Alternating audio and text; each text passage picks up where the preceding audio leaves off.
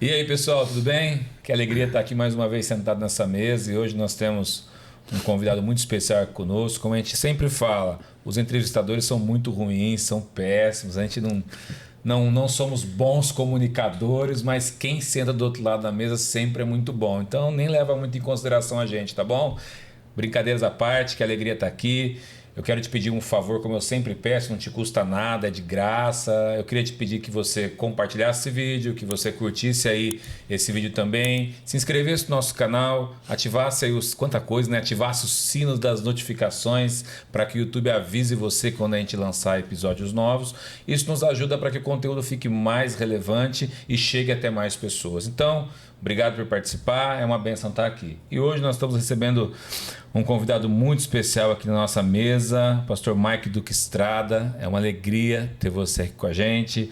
Acabei de descobrir que ele é vascaíno, então ele não tá, eu sei que ele está feliz por causa de Jesus aqui, mas o futebol não anda muito legal. Você sofre igual a gente. Ponte Preta. Eu torço para Ponte Preta, então é bem pior, né? Então ele é casado com a Mayra, é pai do Benjamin e da Maria, é pastor sênior da comunidade Extrema Devoção e é diretor-geral da Casa de Oração Incessante, que funciona dentro da maior zona de prostituição do Rio de Janeiro. Seja muito bem-vindo, pastor. Prazer estar aqui com vocês, muito bom. Outros amigos já vieram, falaram muito bem do podcast, da recepção, então é um prazer estar aqui com vocês para a gente falar um pouco daquilo que o senhor está fazendo lá no Rio de Janeiro, através da literatura, do que a gente tem desenvolvido. Amém, amém. Poxa, conta um pouco. Achei que quando eu não conheço muito sobre a Casa de Oração Incessante, ainda mais por ser nessa zona de prostituição do Rio de Janeiro, como que tem sido esse trabalho lá? Bom, a gente tá ali mais ou menos 10 anos, vamos fazer 10 anos no próximo ano. E é muito curioso a maneira como começou, né? Porque a princípio seria um projeto de missões de um mês, que começou no período da Copa do Mundo, 2014. Quem não lembra da Copa do Mundo de 2014? Fatídico 7-1. Essa foi marcante. Essa doeu demais. Então na Copa do Mundo, uma organização chamada Exodus Cry, que ela trabalha especificamente combatendo tráfico de humanos. E aí, quando a gente fala de tráfico de humanos, o pessoal não consegue acreditar que em pleno século XXI, ano de 2023, a gente tem ainda a escravidão não acabou, né? Então, o tráfico de humanos ele é bem centrado ou em trabalho escravo ou no tráfico sexual, propriamente dito. E o Brasil é um dos maiores países do mundo que tem tráfico de humanos centrado na questão da prostituição em si. Então, em 2014, eles vieram ao Brasil e eles estabeleciam salas de oração nas sedes da Copa. E aí eles treinavam a igreja para orar ali 24 horas, 7 dias na semana, durante um mês. E treinavam equipes de evangelismo especificamente para ir nas zonas que eles chamam de áreas vermelhas, né, das cidades, para pregar o evangelho para essas moças. E isso aconteceu em todas as sedes da Copa. No Rio de Janeiro, aconteceu dentro da Vila Mimosa. É uma região central, ali no bairro da Praça da Bandeira, fica a 1.000 metros do Maracanã, 1.000 metros do centro da cidade, fica entre a Praça da Bandeira, centro e o bairro da Tijuca, e mais atrás São Cristóvão. Então é uma região bem central ali do Rio de Janeiro. E aí esses projetos eles não foram à frente depois da Copa, em todos os outros lugares. E eu sempre brinco, né, que Deus tem um senso de humor muito interessante, porque assim, o Rio de Janeiro, por mais que a gente veja isso em todo o Brasil, mas o Rio de Janeiro ele é uma espécie de cartão postal da prostituição, da sensualidade, de vender essa imagem, né? E exatamente no Rio de Janeiro, a nossa sala de oração ali no período do projeto, ela era a de todas, eu conhecia os líderes das outras, ela era mais sem recurso, sem estrutura. Ela é ainda, né, no quinto andar de um prédio comercial. Então a gente não tinha som, o equipamento de som era sucateado, a bateria era muito ruim, né? E a gente persistiu naquilo ali. Então, depois do projeto, a liderança me convidou para assumir e continuar fazendo a sala de oração acontecer ali. Na época eu era pastor em São Gonçalo, junto com os Bravos, né? A gente tinha também uma sala de oração em São Gonçalo e uma igreja local. E aí, em 2015, encurtando a história, foi quando eu decidi sair de São Gonçalo, me mudar para o Rio de Janeiro, né? E tocar ali a sala de oração, que está funcionando hoje, até hoje, 10 anos. A gente tem 18 missionários em tempo integral. Então, a gente tem mais ou menos 50 horas de adoração e intercessão por semana. Né? E eles fazem missão urbana no Rio de Janeiro ou vêm de outros lugares? A maioria dos jovens são parte do Rio de Janeiro e parte de outras cidades. Que legal. Porque a gente faz bastante escola de capacitação e aí quando a gente fala da nossa visão de combinar oração e pregação do Evangelho, oração dia e noite e pregação do Evangelho, é uma proposta que é antiga, porém ela é nova. Ela é antiga porque a Igreja Apostólica fazia isso. Ela combinava a oração e proclamação do Evangelho, mas no decorrer da história, a gente tem vários movimentos, assim, por exemplo, os morávios, né, que estabeleceram oração 24 horas por 120 anos, e depois do livro de Atos, talvez, por causa dos recursos da época, talvez o maior movimento missionário da história. Né?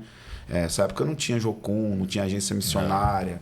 Então, era muito difícil você fazer missões. Então, eles desbravaram, mas tiveram como base a questão da oração, que a gente chama de oração dia e noite. Né? Então, isso é algo muito novo para o Brasil. Por exemplo, a gente pagar alguém para orar 7, 8 horas diárias, como emprego, como função integral. E a partir desse lugar, a gente desenvolve trabalhos com a comunidade local ali. Então, hoje a gente está atendendo 30 crianças de reforço escolar. Que legal. A gente atende as famílias do bairro, toda semana visitando as casas. Mas o maior impacto são as crianças mesmo. Porque a gente trabalhou muito tempo diretamente indo falar com as meninas que trabalham ali, né? Só para você ter uma ideia, são desde os anos 70... 24 horas de prostituição acontecendo ali. E Rio de Janeiro tem um turismo sexual, Exatamente. Então, você pode comprar uma menina de 12 anos com uma senhora de 63 anos. Meu Deus. Então, você vê, é uma coisa muito, muito triste, assim. Então, a partir das crianças, a gente começou a pensar... existe o alcance, que a gente chama de alcance, que é o evangelismo em si, mas existe a questão da prevenção. Então, se eu consigo tocar uma criança de 10 anos, 9 anos, eu vou quebrar um ciclo maldito ali. Sim. Porque são gerações e gerações vivendo ali, direta ou indiretamente, da prostituição. Então, você imagina, se eu alcanço um menino, como a gente tem lá 3 irmãos, por exemplo, eles já estão com a gente uns 6 anos, chegaram bem novinhos. São os mais comprometidos com a oração, são os mais comprometidos com a igreja. São crianças, assim, te alcançou os 3, e aí você chega lá num turno, lá às 6 da manhã, os meninos estão lá. Né? Então, eles foram alcançados, e aí agora o que acontece? Como eles têm os amigos no bairro, eles vão sendo atraídos, os outros adolescentes vão sendo atraídos. A gente tem testemunhos de mães procurando a gente, falando que o filho com 11, 12 anos aprendeu a ler agora. Meu Deus. Por causa do trabalho que a gente faz de reforço escolar, né? Então, mas assim, o que eu quero dar mais ênfase não é nem... isso é muito poderoso, mas a ênfase que a gente dá lá é o seguinte, assim, a gente tem meio que como se fosse um ditado nosso, né, interno. Se você evangeliza 3 horas, ore 6. Então, a gente sempre vai falar que a oração é o lugar onde tudo vai acontecer. Onde tudo vai começar, exatamente. Onde vai partir, né? Então, para a gente não negocia esse ponto. Então, a gente vem de uma ideia de missões, de uma visão muito ativista, muito focada no fazer. E não tem nada demais em fazer. A questão é a partir de onde você está fazendo. Porque se você faz algo que não parte do lugar de oração, você vai ter falta de 2 elementos aí. Primeiro, paixão por Jesus. Sim. Segundo, compaixão pelas pessoas. Exato. Então, o que faz uma pessoa ir ao campo missionário, seja lá onde for, por 10 anos e talvez não ver resultados? Porque missões focado em fazer, ela vai desgastar o missionário, porque nem sempre os resultados vão aparecer. Sim. E às vezes não aparecem mesmo. Às vezes você gasta 30 anos no campo missionário sem ver os resultados. Mas você semeou com lágrimas. Alguém vai vir depois de você e vai colher, vai fazer essa colheita, o que você gastou anos fazendo. Então, a gente tenta tirar... Não que a gente não queira resultados, a gente quer ver a Vila Mimosa salva. Eu quero fazer casamento de meninas ali. Mas a gente quer focar de que a oração ela é como se fosse um depósito eterno. Às vezes a gente vai colher isso agora, às vezes a gente nem vai ver essa colheita, mas alguma hora a gente vai ver isso, seja nessa era ou na vindoura. Então, eu acredito muito nisso. Então, eu acredito que nós somos frutos de orações que foram feitas há 200 anos atrás. Sim. Alguém, em algum momento, estava orando pelo Rio de Janeiro, pela Vila Mimosa, para a gente ter hoje uma sala de oração com 18 jovens integrais, mais 30 e poucos voluntários e uma igreja de 120 pessoas congregando na maior zona de prostituição do Rio de Janeiro. Isso não é natural. Não, eu acho que ninguém, eu sempre falando, eu não lembro de ninguém que faça isso no Brasil nessa intensidade, pelo menos, né? Existem muitos ministérios fazendo isso, mas eu acho que o ponto diferencial, não que a gente seja melhor, não é esse assim, a questão. É que sustentar a oração dia e noite, que é a expressão que a gente gosta de usar, né? É um desafio muito grande, porque você imagina, colocar jovens dentro de uma sala cantando para o público de uma pessoa só. Às vezes não tem ninguém na sala, só está o músico, o seu violão e ele cantando para Jesus e o outro orando intercessoriamente. Ou seja, não é uma conferência, não é algo que tem aplausos, é algo que envolve desânimo, é algo que envolve não ver os frutos diretos da sua oração, é algo que às vezes você vai fazer e vai perder a perspectiva de para quem você está fazendo. Então a gente sempre fala assim, eu estou desanimado, ele é digno. Eu estou cansado, ele é digno. Eu não estou vendo os resultados que eu gostaria, ele continua sendo digno. Então, na sala do trono, por exemplo, os 4 seres viventes estão adorando a Deus. Sim. Mas eles não estão adorando a Deus porque eles querem uma cura, salvação de um familiar. Não, eles estão com seus olhos fixados naquele que é digno. E as escrituras dizem que eles são cheios de olhos, né? Sim. Eu penso nisso como faculdades de conhecimento, como Paulo fala. Eu oro para que os olhos, no plural, do seu interior sejam abertos, para você ter revelação do conhecimento de Deus. Então eles estão ali porque eles estão vendo a revelação da grandeza de Deus e eles não conseguem parar de reverenciar o que está no trono. Então a sala de oração ela tem essa visão de trazer a revelação da beleza de Deus, do conhecimento de Deus, de colocar jovens para cumprir o Salmo 27,4. Uma coisa pedir ao Senhor, olhar a sua beleza, estudar quem Deus é. E a gente entende que isso é o combustível máximo para fazer missões, seja no bairro, seja em outras nações. Onde Deus queira que você vá. Né? O envio vem desse lugar. Sim. Então John Piper ele fala uma frase muito linda, estava lendo agora, que missões não é o fim. Um dia missões vai ser o fim. Mas a gente precisa entender que a adoração é o combustível máximo para impulsionar missões, para que missões cheguem no fim. Ou seja, as nações da terra sendo discipuladas, então venha o dia do Senhor, venha o retorno de Jesus. Então a adoração a gente nunca vai parar de fazer, mesmo quando o Senhor retornar. Missões um dia a gente para de fazer. Mas a adoração ela não é para desencorajar missões, ela é para colocar fogo de paixão e compaixão para que haja envio no poder do Espírito Santo. A nossa preocupação é o que a gente está fazendo parte do lugar onde a voz de Deus está comissionando, enviando, né? Esse lance das crianças mesmo, a gente parou durante um tempo de fazer o evangelismo com as meninas e a gente ficou assim, Deus, o que você quer fazer? O que é? E eu parei o evangelismo por 2 anos. Olha que loucura. Fui bem criticado por isso nas redes sociais, né? Eu sou às vezes atacado como se eu cara contra o evangelismo. Isso, e que ano que você parou, pastor? Isso foi ali em 2015. Isso dá para dar um Google e achar, porque a história é muito interessante. Então eu pedi para eles o seguinte, olha, eu não quero evangelistas contando para as pessoas a respeito de alguém que eles não conhecem e de alguém que eles não passam tempo. Jesus, eu quero que vocês fiquem diante dele, eu quero que vocês queimem. Eu sei que isso é um processo que a gente vai fazer a vida inteira, mas eu tinha um grupo de missionários que era praticamente viciado em ativismo. Queria estar na rua, fazendo alguma coisa, mas nunca leram as escrituras todas, não conhecem os atributos de Deus, não estudam a Bíblia. Era esse tipo de material que eu tinha e que eu não queria perpetuar com esse estilo de vida missionário que não parte do conhecimento de Deus. Então, 2 anos a gente orando intercessoriamente, pedindo para que o Senhor fizesse justiça na Vila Mimosa. Passado esse tempo, uma pessoa procura alguém da nossa equipe e faz a pergunta: o que vocês estão fazendo aí? Porque... Eu falei, não estou entendendo a pergunta. É porque tem algumas meninas um grupo de meninas que trabalham ali na Vila Mimosa, que elas não estão conseguindo entrar dentro da boate para fazer o seu trabalho, entre aspas, porque elas estão vendo um homem de branco lá dentro. Meu Deus. E eu, assim, meio incrédulo ainda, porque, nossa, é tipo aqueles testemunhos sensacionalistas, preciso de prova, Deus, por favor. Na semana seguinte, sai no jornal de publicação ali muito forte no Rio, não sei se pode falar o nome do jornal. Pode. Jornal Extra, né? Não sei ainda se é publicado, mas você pode dar o Google aí, você vai ver. Prostituição cai 50% na Vila Mimosa.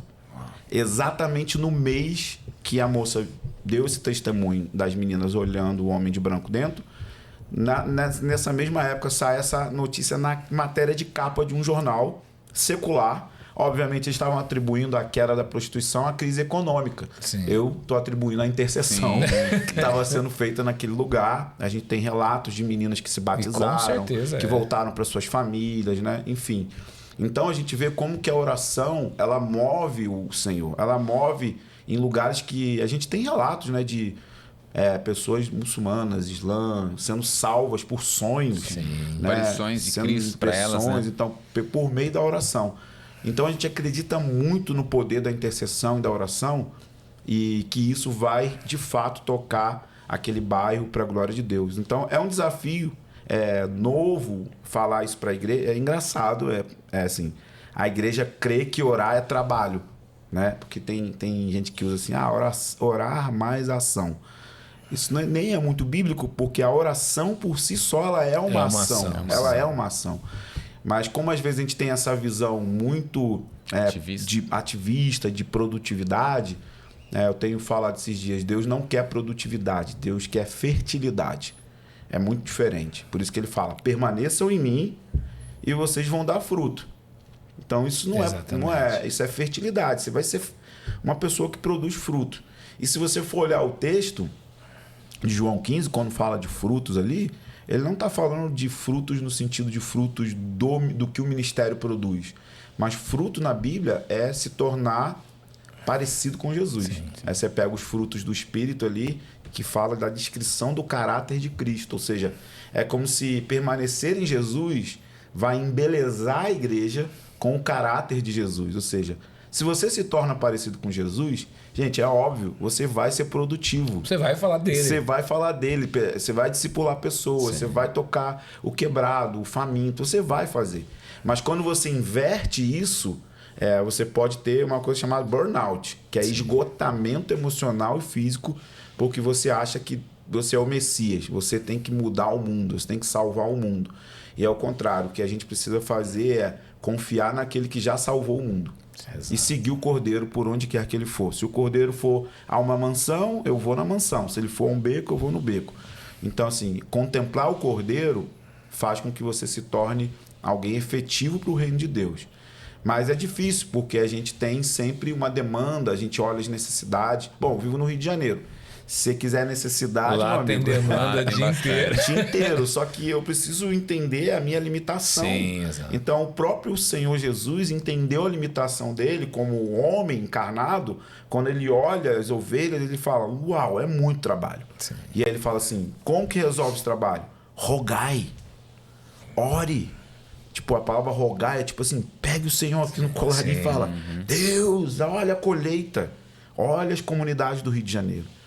Cadê os trabalhadores? O problema não está na colheita, o problema está no trabalhador. Exato. E o trabalhador é o quê? O cara que é enviado. Ele fala assim, rogai ao Senhor da Seara para que envie. E a palavra ikbalo, né? Tipo, envie no poder do Espírito Santo. Então, o campo missionário hoje precisa de uma revolução. E essa revolução vai começar no que eu chamo de estufa de oração. É onde comunidades, igrejas locais vão colocar a oração no seu lugar de novo, que é o centro, no centro, a presença de Deus sendo o centro. E não só nas nossas igrejas no sentido instituição, mas na mesa de casa, na mesa da família. Começando dentro de casa, nosso primeiro ministério. Né? Dentro de casa. Então, eu tenho falado muito sobre o culto doméstico, separar 10 minutos para orar com os filhos, abrir as escrituras no café da manhã. Se você for honesto, fizer uma pesquisa nacional de quem faz isso, é uma coisa muito simples. É simples, não é tipo assim, nada elaborado, Não é que você não precisa ser um teólogo acadêmico. É abrir a Bíblia, ler um versículo e orar com a esposa e com os filhos. É tão simples que a gente não faz. Na prática, isso não acontece. Então, às vezes, a gente institucionaliza demais a espiritualidade. Assim. Tipo, parece que a espiritualidade é coisa de um prédio, de uma placa, de um CNPJ, de uma religião. Sim. E não começa dentro da nossa A gente família. imagina que as pessoas imaginam que só encontram Deus lá dentro. Exatamente. E a vida, ela é espiritual como um todo, né? Sim. Então, eu tenho pensado muito nessa questão de restaurar o altar da oração, começando dentro de casa, assim, começando com a minha esposa, com os meus filhos.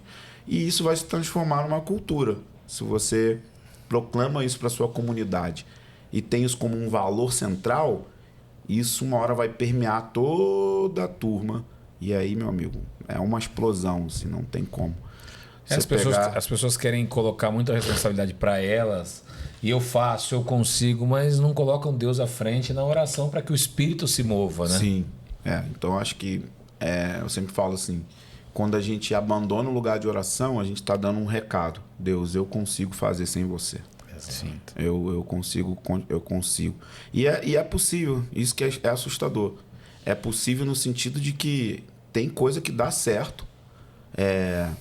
Na igreja, no ministério, números, coisas acontecendo.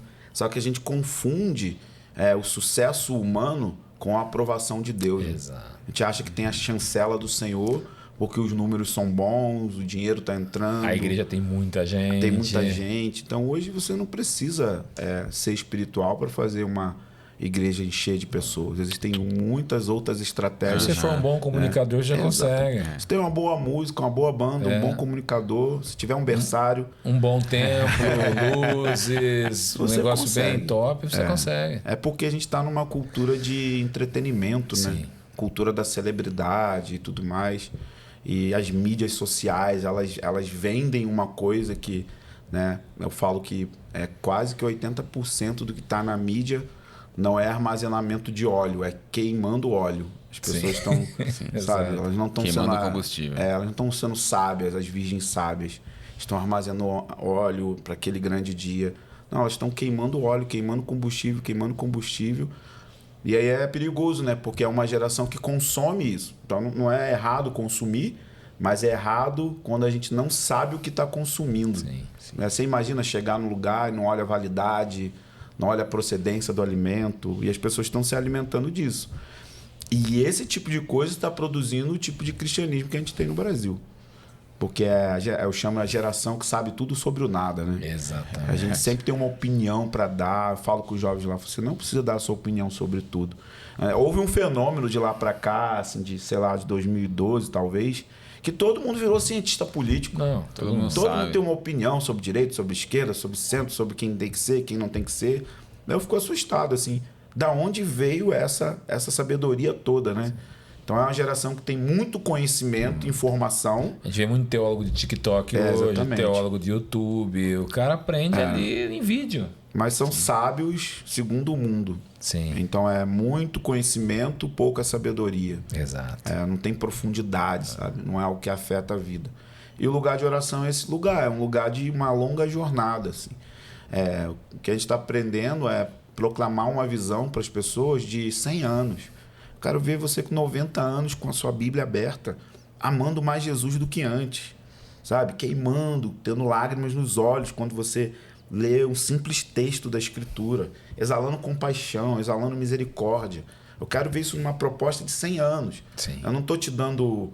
eu falo que o brasileiro ele gosta muito de intensidade, mas eu falo, a gente precisa aprender a constância, sabe? Intensidade é maravilhoso, mas intensidade ela não é sustentável se você não colocar o seu lugar no lugar de oração. E é uma vida para a vida toda. A vida de oração não é uma coisa que eu faço porque eu quero alguma coisa. Assim. Eu estou fazendo isso, eu oro para. Não. Oração é um fim em si mesmo. Porque orar é encontrar Deus. Encontrar Deus é um fim em si mesmo. Sim. Sabe? Deus não é um meio para que eu chegue em algum lugar. É óbvio que encontrar Deus tem consequências, resultados, coisas acontecem. Mas, em primeira instância, minha motivação é Deus é um fim em si mesmo. Se eu encontrei tudo que eu preciso. Exato. E esse é um ponto, talvez, é mais difícil das pessoas entenderem, porque até quando a gente vai orar, a oração se torna uma espécie de amuleto e não encontrar Deus. Não um relacionamento. Um relacionamento, né? exatamente. Assim, eu não encontro a minha esposa, já pensou se eu encontro a minha esposa só para pedir coisas? Cozinha pra mim, lava a louça pra mim. Exatamente. Então, lava minha roupa. Porque aí vem a outra questão, que é o que é oração? Então a Bíblia tem oração de petição pessoal e 70% das pessoas no mundo evangélico, quando eu falo oração, elas pensam em petição pessoal. Tem isso na Bíblia? Tem. Mas é um estilo de oração que não te traz sustentabilidade no lugar de oração. Você não consegue ficar se encontrando com a sua esposa só para pedir. Sim. Aí talvez aí 30% das pessoas pensam em oração como batalha espiritual. Então elas acham que orar é brigar com o inimigo. Na Bíblia tem batalha espiritual, obviamente, mas é também um estilo de vida de oração que não é sustentável. Né? Você não consegue ficar 30, 40 anos orando só repreendendo o inimigo. Só na batalha. Então você não consegue. Mas a oração contemplativa, que é muito mais silêncio, muito mais ler o texto e deixar o texto te ler, parafrasear o texto em frases de oração. Isso aí é quase que... Quando a gente ensina oração contemplativa, as pessoas perguntam, é de comer isso aí? Como é que funciona esse negócio? E é bíblico, está na Bíblia, é uma tradição do cristianismo, de diversas linhas do cristianismo. A contemplação é basicamente você olhar para o texto bíblico, pensar sobre o que você está lendo e desenvolver um diálogo com Deus através da Bíblia. A Bíblia não é só um livro informativo, ela é um livro devocional. Sim, sim. Por isso que tem salmos ali. Você pode orar salmos, você pode orar as orações que os apóstolos fizeram. Né? Aí o pessoal fala assim, nossa, mas eu vou orar uma oração de alguém que já morreu? Porque é bíblico. E por incrível que pareça, sabe qual é um dos livros que mais vende aqui na Plenitude? Orando a Palavra da Valnice Milhões. É perfeito esse livro. Acredito. É perfeito. É um dos livros que mais Pequenininho, antigo. Tem um e outro vende com o mesmo muito. título, que é da Stance Campbell, Orando a Palavra também. Esse livro também é muito bom porque ele vai pegar a tradição de orar a Bíblia, não só na tradição cristã, mas na própria Bíblia. Né? Por exemplo, Atos 4, se eu não me engano, os apóstolos oram o Salmo 2. Então isso era uma tradição apostólica, orar a Bíblia. Se você for pegar algumas orações de Salomão, ele usa Deuteronômio, Jonas usa Salmos. Então eles usavam a própria Bíblia orando a palavra de Deus. E eu não sei, de alguma forma essa tradição muito boa, ela foi se perdendo. Então um dos valores da sala de oração é trazer a Bíblia de novo para a reunião de oração. Né? Então a gente deixa assim, vários versículos já separados num papelzinho e aquela pessoa dizendo onde aquela pessoa pode usar o versículo. Então, por exemplo, a gente deixa ali Joel 2:28. Depois disso derramarei o Espírito sobre toda a carne. Ela sabe que ali ela pode orar por avivamento, pelo derramar de Deus, pelos jovens. A gente usa o versículo, lê o versículo e ora inspirado pelo versículo. O versículo é a base para oração. A base para oração. Para qualquer coisa. Eu posso orar pelos pastores de Campinas, baseado em Joel 2:28. Que eles sejam cheios do Espírito Santo, o Espírito da profecia caia sobre eles. Posso orar pela minha cidade, pela minha escola. Então a gente foi trazendo de volta a palavra, porque a palavra ela vai levar você a essa contemplação, que basicamente é ver o que está por trás do versículo. O problema é que uma grande maioria de pessoas não conseguem fazer isso, os cristãos, porque não conhecem as escrituras. Exatamente. Eu acho a gente tem um analfabetismo bíblico no Brasil. Né? Esse é outro ponto, né? Que a gente precisa trazer a Bíblia para a mão das pessoas, porque ficou-se entendido que estudar teologia é só para os acadêmicos. Exato. E teologia, na verdade, o grosso da palavra é o estudo do conhecimento de Deus. Sim, exato. Então, todo cristão é chamado a fazer teologia. Sim. Todo cristão é chamado a conhecer quem Deus é. Óbvio que nem é todo mundo que vai para um seminário, vai ser um acadêmico, vai se tornar alguém como profissão de teólogo mesmo. Que no Brasil ainda não tem muito, não né? Tem muito, mas eu sempre encorajo a ter livros na nossa comunidade. Então eu sempre estou indicando livros, sempre estou falando de livros. Né? Eu comecei com 18 anos minha conversão. Eu era diácono de uma igreja, eu ganhava R$320 por mês. Todo mês eu ia na antiga Juerp e comprava 2 livrinhos. eu ia lá e comprava 2 livros. Eu ganhava muito pouquinho e acho que hoje eu devo ter aí uns quase 20 mil de literatura. Que legal. Que eu fui comprando. O pessoal entra na minha... Eu sou apaixonado por livros. Aí eles falam, você já leu tudo? Aí eu digo, olha, 80%. Tem uma remessa nova que chegou, que está aí, mas a maioria foi lido. Então eu sempre falo, livros mudam uma geração. E se a gente é crente de verdade, a gente tem problema com livros, a gente tem problema com Deus, porque ele ama letras, né? Exato. Ele já deixou o livro, ele gosta de escrever na pedra, ele gosta de escrever no papel. O cara não gostar de ler, ele não vai conhecer Deus como deveria. Exatamente. Quem fala assim, eu sempre questiono os discípulos, falo, tá lendo algum livro? Ah, não gosto de ler livro. Mas, cara, não entra na minha cabeça você não gosta de ler livro e você falar que você gosta de ler a Bíblia. Não faz sentido. Cara, livro e Bíblias são livros, né? Sim. E é maravilhoso quando você senta diante de uma boa literatura. Eu tenho essa impressão de que eu estou sendo mentoreado pelo autor. Sim, exato. Eu estou sendo aconselhado por ele ali. Nossa, uau, esse cara disse isso. Eu vou um rabisco agora, eu vim lendo um do Hernán Dias Lopes e um do Joe Piper. Vim no avião, peguei um, peguei outro. Então eu sempre falo isso. Se for na casa de um judeu, sempre vai ter livros. Por isso eles são o povo mais incrível que tem no que diz respeito à intelectualidade. Sim. Os grandes nomes da ciência, da medicina, Prêmios Nobel, são judeus. Então eles são conhecidos como o povo do livro, porque tem livros. Então onde tem livro vai ter sabedoria. E a história é mudada, né? Você vê, John Wesley já estava pregando o evangelho, e aí um dia ele leu o prefácio de Lutero do livro de Romanos.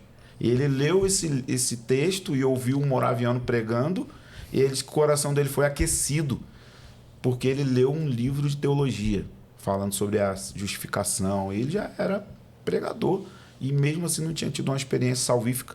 Então você vê como livros podem impactar a vida de uma geração. E aí a gente pega John Wesley, tem todo o movimento metodista que veio. O cara deixou um legado poderoso, né? Pastor, hoje as pessoas, elas, no seu livro de oração, que eu estou lendo, estou sendo muito impactado por ele, o senhor escreve que às vezes as pessoas acham que Deus é um Deus que está com uma prancheta ali, sim, tentando ver, analisar o seu médio de oração. E por vezes as pessoas vão para a intimidade, tentar uma intimidade com Deus com a técnica, né? Ora tanto tempo, lê a Bíblia, tantos capítulos, sim, e jejua. Por vezes as pessoas não encontram a Deus nos seus momentos de intimidade. Como fazer para se libertar dessa religiosidade aí evangélica e encontrar o deleite pleno na oração? Isso é um desafio porque toca a questão da nossa criação, né? Então a gente tem uma geração que foi ferida por paternidade, e aí quando ela converte, ela ouve a palavra pai, Abba. Ela já trava, porque ela associa Deus Pai com o meu pai. O meu pai foi ausente, o meu pai não foi provedor, o meu pai me feriu, o meu pai me abandonou. Então a gente tem uma geração que vem para dentro do cristianismo ainda com um espírito de sobrevivente, né? O órfão, sim, ele é um sobrevivente. E aí quando ela vai para a espiritualidade, ela vai ter dificuldade de ter essa relação com Deus como nosso pai. Então normalmente a gente olha Deus como um patrão que está exigindo de nós produtividade, números, e não é isso que ele quer. Ele quer um relacionamento íntimo e um relacionamento próximo. Então, se a gente olhar os discípulos, por exemplo, os 12 praticamente que foram escolhidos, eles não estavam seguindo rabinos. Então, um menino judeu, ele ia ali para a escola entre 8 e 12 anos, e ele seguia um rabino. E aí ele tinha que decorar mais ou menos os 5 primeiros livros da Bíblia. Esse era o teste. Depois ele avançava, não me lembro bem, mas acho que de 12 a 16 ele tinha que decorar toda a escritura do Velho Testamento e recitar. E dentre esses era pensado o melhor dos melhores, que aí ele poderia seguir um rabino. E aí tem a expressão que fala, eu quero me cobrir com a poeira dos seus pés, né? E se você for olhar os discípulos que Jesus escolheu, eles estavam praticando a profissão do pai. Ou seja, sempre que um menino era reprovado para seguir um rabino, ele voltava para viver aquela vida normal. Ele não poderia ser discípulo de um rabino. E aí veio um rabino chamado Yeshua e escolhe os caras que tinham sido rejeitados por todo o sistema religioso da Os época. improváveis. Os improváveis. E aí, quando ele vai ensinar a oração, ele diz o seguinte: quando você for orar, diga Abba. Diga papai. Eu brinco. Se for baiano, diga painho. Então, assim, ele introduz. Porque Deus já era conhecido como Pai no Velho Testamento, mas é a primeira vez que é introduzido a palavra Pai na hora de orar, na hora de relacionar. Então, para o fariseu era terrível. Você está falando que o Deus do Sinai é o meu papai, porque ele usa a expressão aramaica, Abba, e essa expressão é a expressão usada por crianças que estavam desmamando. Então ele está dizendo assim: sua relação com Deus é a comum de uma criança que mal sabe falar, e ele é o seu papai. Você está aprendendo a chamar o nome dele. Quando orar, diga Abba. Então isso é chocante para a gente. Então Deus, ele está sorrindo em todo o tempo, e ele não tem um dia sequer que ele não está alegre. Então esse é o ponto que a gente não consegue compreender. Ele é totalmente alegria e ele não muda de humor. Então tem um livro que diz que o tamanho da alma do homem é medida pelo que ele mais ama. Então, se você quer saber o tamanho da sua vida interior, ela vai ser medida pelo seu maior amor. E Deus também é verdadeiro sobre isso. Deus é medido pelo que ele mais ama. A grandeza de Deus é medida pelo que ele mais ama. E o que Deus mais ama é o seu Filho, Jesus. Então, você pensa comigo. Deus ama a Deus. Qual é o tamanho de Deus? Infinito. Deus ama o seu Filho perfeito. Em Jesus está todo o prazer de Deus. E aí, quando nós somos encontrados no Evangelho, ele pega o Deus que ele ama e imputa em nós. Cristo em vós, esperança da glória. Então, tudo o que Deus tem de prazer está no seu Filho. Ele tem prazer no seu Filho. Sim. E o seu Filho está em nós. E nós estamos em seu Filho. Então, quando ele olha para mim, ele vê todas as perfeições necessárias, porque o seu Filho está em mim. Então, o problema está na doutrina da justificação. A justificação significa que Deus pagou tudo que tinha que ser pago para que a gente pudesse ser qualificado a estar na presença dele. Pelo seu sangue, pela fé. E aí as pessoas confundem santificação com justificação. Elas pensam que tem que se santificar para entrar. Sim, mas, na verdade, a justificação não que você seja justo, mas é que Deus te declarou justo por causa do Filho dele. O Filho dele foi moído, foi quebrado na cruz, foi esmagado por Deus para que pudesse ser pagas as exigências da lei. Então, agora, pelo seu sangue, eu posso entrar. Então, quem acha que é qualificado não entendeu a justificação. E quem acha que tem que se qualificar antes também não entendeu. Então, eu entro pelo sangue. E nesse lugar, onde eu sou aceito, porque eu tenho paz com Deus, Romanos capítulo 5, eu posso desfrutar da beleza de Deus como Pai. E ele ainda deixa um espírito que geme. Abba. Abba, Pai. Então, há um gemido por encontrar a paternidade. Agora, obviamente, isso não é uma coisa que acontece em uma reunião. Sim. Eu falo com as pessoas, pegue todos os versículos bíblicos que falam sobre o amor de Deus e medita neles, até que esses versículos afetem tua mente e toquem seu coração. Porque a Bíblia vai desfazer as mentiras da orfandade e você vai começar a experimentar. Irmãos, eu fiquei um ano orando João 17:24. Um ano. Eu li no livro. Eu relato isso no livro. Nem me lembrava se eu relatava isso. Foi um ano. Até que momento que aquilo entra em você. Exatamente. Porque eu sabia. As pessoas sabem aqui. Ah, Deus me ama, tá? Mas você sentiu isso? Isso afetou, né? Tem a ver com afeições, né? Tipo, suas afeições. Ser constrangido pelo amor. Constrangido, assim, sabe? É uma coisa... E tá ali, assim. Eu precisava pegar a Bíblia, ler João 17:24, que diz: Pai, meu desejo é... Eu parava assim, falava, calma. Jesus está orando. E Jesus está dizendo que tem um desejo. Como que é Deus ter um desejo?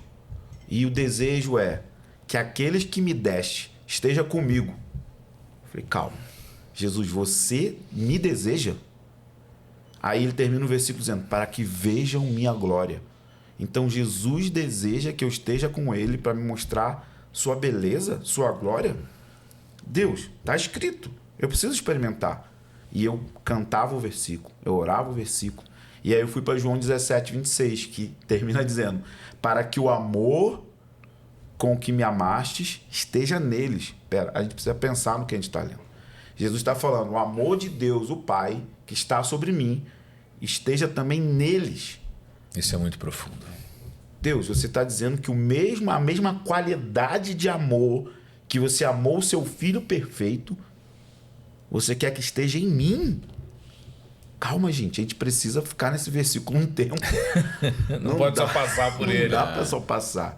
Então, um amigo meu fala que a Bíblia ela é mais profunda do que longa. Então a gente para nesse versículo e leva tempo, é um relacionamento. Você não vai ler esse versículo e pum, não é uma magia, um pozinho mágico. É meditar na palavra, até que a palavra comece a modelar seus afetos, suas emoções, sabe? Eu fiquei 1 ano nisso. E aí um dia eu estava na sala de oração e aí eu ouvi uma voz. Eu não sei se era audível, parece que era audível, eu sempre digo que é audível, mas era muito forte. Era muito clara. É muito claro, assim, eu não sei dizer assim, mas era simples, assim, foi muito simples para mim. Foi muito simples a frase, mas o impacto foi muito forte. Que era Deus falando, eu amo você, não pelo que você é capaz de fazer, mas eu te amo porque você é meu filho. Eu te amo porque você é meu. Isso parece muito bobo, assim, meio tipo... Mas aquilo afetou tanto meu coração, porque depois veio outra pergunta. Você sabe por que você odeia tanto pessoas? Eu fiquei chocado com aquilo. E aí o Senhor falou, porque você se odeia. Então, você nunca vai amar pessoas no meu amor, porque você não se ama no meu amor. E eu falei, é verdade, eu tô estressado com todo mundo. Tô sempre bravo porque as pessoas não estão orando, sabe? E esse dia mudou a chave, assim, de conectar oração com alegria.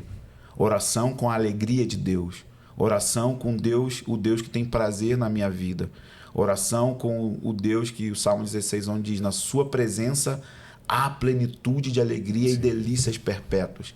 Conectar a oração com planejamento, que é difícil para o brasileiro, porque é o planejar o seu tempo de oração, ter uma agenda, tal hora eu vou estar com o Senhor, para que você tenha tempo de ir profundo nisso e conectar a oração com a alegria. A alegria não a minha, mas a dele. Ele se alegra em mim. Como Deus reage quando alguém acorda 2 horas antes do trabalho, cheio de sono, abre a sua Bíblia e começa a orar. Como que é isso? Como que é isso no coração de Deus? Como que é, sabe, aqueles que foram criados para relacionamento entrarem no lugar de relacionamento? Então, eu escrevi o livro pensando nisso, assim. Como Deus sente o cheiro do que a gente ora? Sabe? Como isso chega até as narinas dele? Como que é para ele, assim? Então, eu acho que a gente precisa pegar esse assunto que é tão simples, mas ao mesmo tempo é tão profundo e parar um pouquinho mais de tempo para analisar o que Deus pensa quando alguém levanta a voz e fala: Abba, eu estou aqui. Abba, eu estou triste. Abba, eu estou quebrado. Abba, eu não estou vencendo essa área na minha vida de pecado. Abba, me salva. Se você não aparecer, eu estou perdido. Como que é um filho quebrantado, movendo o coração de Deus, assim?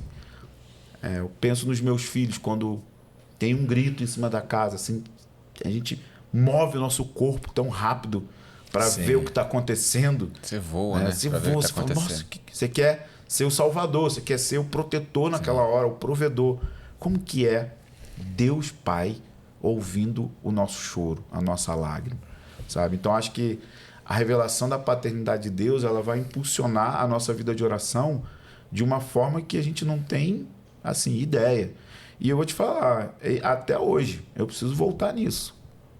Eu não posso, como eu brinco, deixar crescer o matagal em cima dessa revelação, porque o inimigo ataca a gente com mentiras, o inimigo ataca a gente nas nossas emoções, circunstâncias da vida dão errado, problemas todos têm. Então, isso pode vir como uma mentira para tentar manchar o caráter de Deus como pai. Que é isso que o inimigo faz. Sim. Ele quer dizer, ele te abandonou. E é tão profundo de Jesus falar isso sobre Deus ser pai, que realmente no Antigo Testamento não havia muito essa tratativa, ninguém chamava Deus de pai. Os muçulmanos mesmo falam que Deus é pai, isso é uma blasfêmia para eles, né? É um escândalo. É um escândalo. O cristianismo tem a ver com família, tem a ver com Deus, o Pai, seus filhos, Jesus sendo o primogênito, e ele desejando que os irmãos de Jesus, a igreja, se tornem semelhantes a Jesus por meio do relacionamento com o Pai. E é muito interessante que a palavra adoção para o judeu, e essa palavra Paulo usa ela em Efésios, usa em Romanos também, tinha um primogênito, né, que era o primeiro filho, que tinha direito à bênção da primogenitura, que era o dobro de tudo que a família tinha para ele cuidar dos menores. Então, Jesus ele é o primogênito. Mas a palavra adotar ali, quando você adota, o adotivo, o filho adotivo, passa a ter os mesmos direitos do primeiro filho. Então é como se ele fosse um segundo primeiro filho, entendeu? Sim. Tipo assim, então você foi adotado, por isso que a Bíblia fala que você se tornou co-herdeiro com Cristo. com Cristo. Então você passa a ter os mesmos direitos de Cristo, não por causa de você, mas porque você foi adotado. Sim. Então você é um herdeiro, você não é mais um órfão. Né? Mas aí Paulo fala, enquanto o herdeiro se vê como escravo, ele não tem muito benefício. Então a revelação da paternidade de Deus vai trazer esses benefícios. Não é que coisas ruins não vão acontecer, porque às vezes a gente tem essa ideia de que Deus é bom enquanto está tudo uma bênção. E que se tiver alguma luta, então ele não é mais bom. Exato. Não, a única diferença é que se coisas ruins acontecem, ele só está mudando a rota de como ele vai te formar a imagem do seu filho. Todas as coisas cooperam para o bem daqueles que amam a Deus e que vivem segundo o seu propósito. Então, tudo vai cooperar para você ser formado à imagem de Jesus. Ainda que sejam pressões, lutas, guerras, coisas acontecem e no final o objetivo é você vai ficar mais parecido com Jesus. É porque a gente aqui no Brasil, a gente tem a impressão de que aquele cara é muito abençoado, então ele tem muito Deus. Deus gosta muito dele. Já eu Ou aqui gosta mais dele do que ele. Já eu aqui que sou pobre, não tenho condições, tenho uma vida difícil, Deus se esqueceu de mim. E essa não é a verdade. Não é verdade. É uma deturpação do caráter de Deus e da sua bondade. Então, nos últimos anos, eu lutei muito forte contra a depressão. E eu não tenho nenhuma vergonha de falar disso. E que nós estamos todos podemos sujeitos, passar por né? isso, sujeitos a passar por isso. E eu vou te falar, a época em que eu mais encontrei a bondade de Deus foi quando humanamente estava tudo dando errado. O livro tinha estourado, 16 mil cópias. É muito. É um best-seller. 16 mil cópias. Eu não sou um cara famosão. A editora Impacto não é uma editora... Não é gigantesca como outras editoras. E só aproveitando, vou agradecer a Editora Impacto, o Eduardo que fez a ponte, que a gente nem falou no começo, viu? Mas, Eduardo, é você que você vai assistir aí. Então, obrigado pela ponte, viu? Te amo, Dudu. Você é meu, Ele cara. é uma benção. Então, assim, você imagina, na época estourou e eu não sabia o que era burnout, não sabia o que era depressão, não tinha contato com isso. E eu não conseguia orar. Como é que faz? O autor da cultura de oração não conseguia orar porque está deprimido e não sabe como que lida com a depressão. E eu me lembro de eu encontrar o meu mentor, Harold Walker, e eu falar assim, eu não consigo. Eu não consigo. Eu sou fracassado, eu não consigo orar. E ele falar assim para mim, vai dormir um pouco. Deus não está exigindo nada de você. Uau. Descansa. Aí ele ainda fala, se conseguir ler um pouquinho de Salmos. Então, ali eu encontrei a misericórdia de Deus, sabe? E tem a ver com isso, assim, é Deus colocando o coração dele nas nossas misérias. Sim. Então, a oração, ela não pode ser uma espécie de moeda para comprar Deus, sabe? A disciplina não pode fazer com que você se torne alguém que acha que é merecedor. Na verdade, nós merecíamos o inferno. Exatamente. A condenação eterna. E pela sua graça, ele me envolveu em sua história, em seu coração, no seu amor. Então, eu fui afetado pela bondade de Deus quando eu estava devastado, quando eu não conseguia cumprir as coisas religiosas, sabe? Isso faz muito tempo ou não?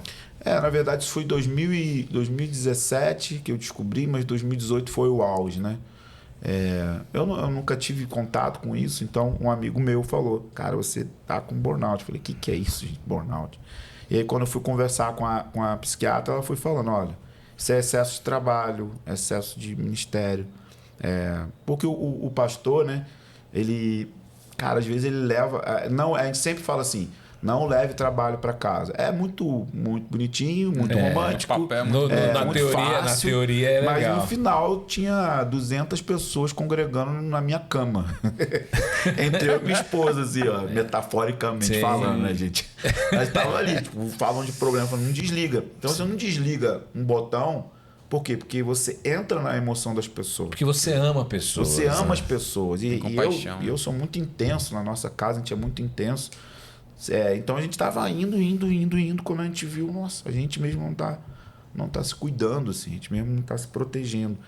E aí foi quando eu tive um tempo de sabático aqui em Montemor, aqui perto, e aí eu reaprendi ler a Bíblia e orar para mim. Não é porque eu tinha que pregar, eu não tinha agenda, eu cancelei tudo. Eu recuperei meu coração, sabe? Tipo, é o que eu falei assim, orar não é para alguma coisa. Sim. Eu vou orar hoje porque eu tenho que pregar sábado. Eu vou orar porque, obviamente, o pregador deve orar, sim. não porque ele é pregador, porque ele é filho. Exatamente. Sim. Não porque eu vou fazer algo para Deus, eu preciso me preparar. Gente, isso aí é um tabu. Santificar. Isso é um tabu. Exato. As pessoas, de maneira geral, pastores e líderes, estão adoecendo porque virou uma profissão. E aí ele precisa orar porque ele é o homem de Deus. E você tem a necessidade do seu ministério ter sucesso. Ter sucesso. Né? Então, assim, não é sobre ter sucesso, é sobre um relacionamento. É sobre a graça de Deus, é sobre experimentar a bondade de Deus. Então, às vezes, Deus ele tem os seus meios, ainda que seja sofrer, para você entender. Ei, você não é um super-homem. Ei, eu não preciso de você. Eu desejo você. É diferente. Sim. Eu quero você perto de mim. Então, eu preciso te parar. E eu brinco com os irmãos. Falei, olha, é melhor parar do que ser parado por Deus. Sim. Porque a gente se coloca numa posição de assim, cara, Deus precisa de mim. Deus não precisa da gente. Exatamente. Eu tive que fazer o caminho de volta. Espiritualidade de sentar com meu filho para jogar futebol. A espiritualidade de ir num jogo de futebol. A espiritualidade de tirar férias. A espiritualidade de ouvir boa música. Eu não fazia isso. E entender que em tudo isso eu posso encontrar a face de Deus. Então é um desafio porque a própria igreja ela põe uma certa pressão sobre o líder de que ele precisa sempre ser o cara que resolve todos os problemas. Só que isso é impossível. Não é impossível. Do outro lado também tem o ser humano. E, então acho que é uma conversa um pouco nova. Acho que a gente está vendo a igreja amadurecer em muitos sentidos, até falar mais disso. Mas eu acho que é um assunto muito interessante.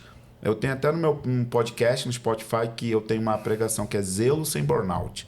Eu preguei isso depois, né, de ter o burnout, queria não ter tido, mas isso foi uma palavra que eu dei, que é possível ser zeloso sem esgotar. Sim. É possível.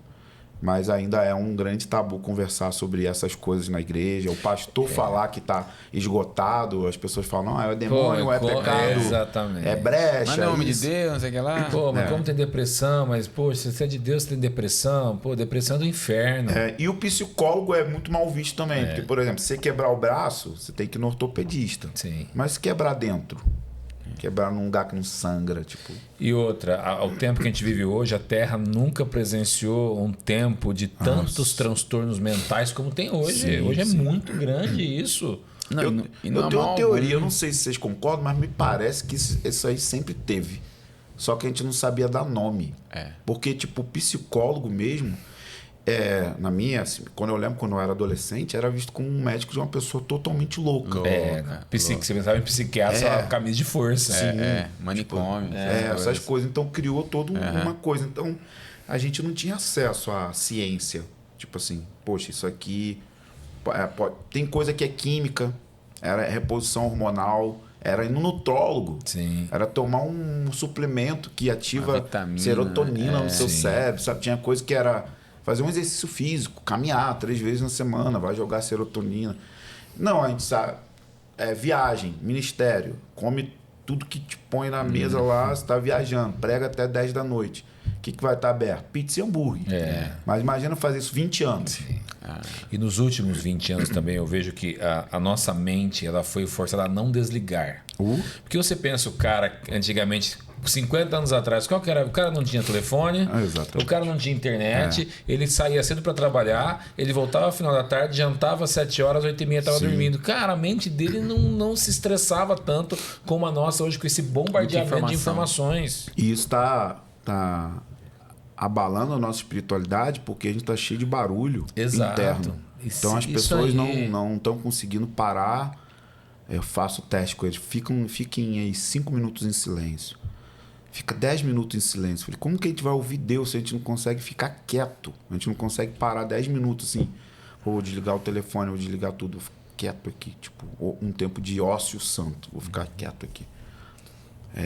As pessoas não conseguem. Elas estão sempre checando a próxima informação. A gente está mais preocupado com o que está acontecendo do outro lado do mundo agora, ou lá no Congresso Nacional, coisa que nós não temos o poder de resolver fisicamente fazendo, do que realmente orando. Sem contar a questão da comparação. A gente sempre quer a vida do outro. Né? A vida do outro sempre é melhor. Sempre é melhor. Então a gente está agitado. Aí quando vai para o lugar de oração, você passa quase que meia hora só tentando calar as vozes internas e externas.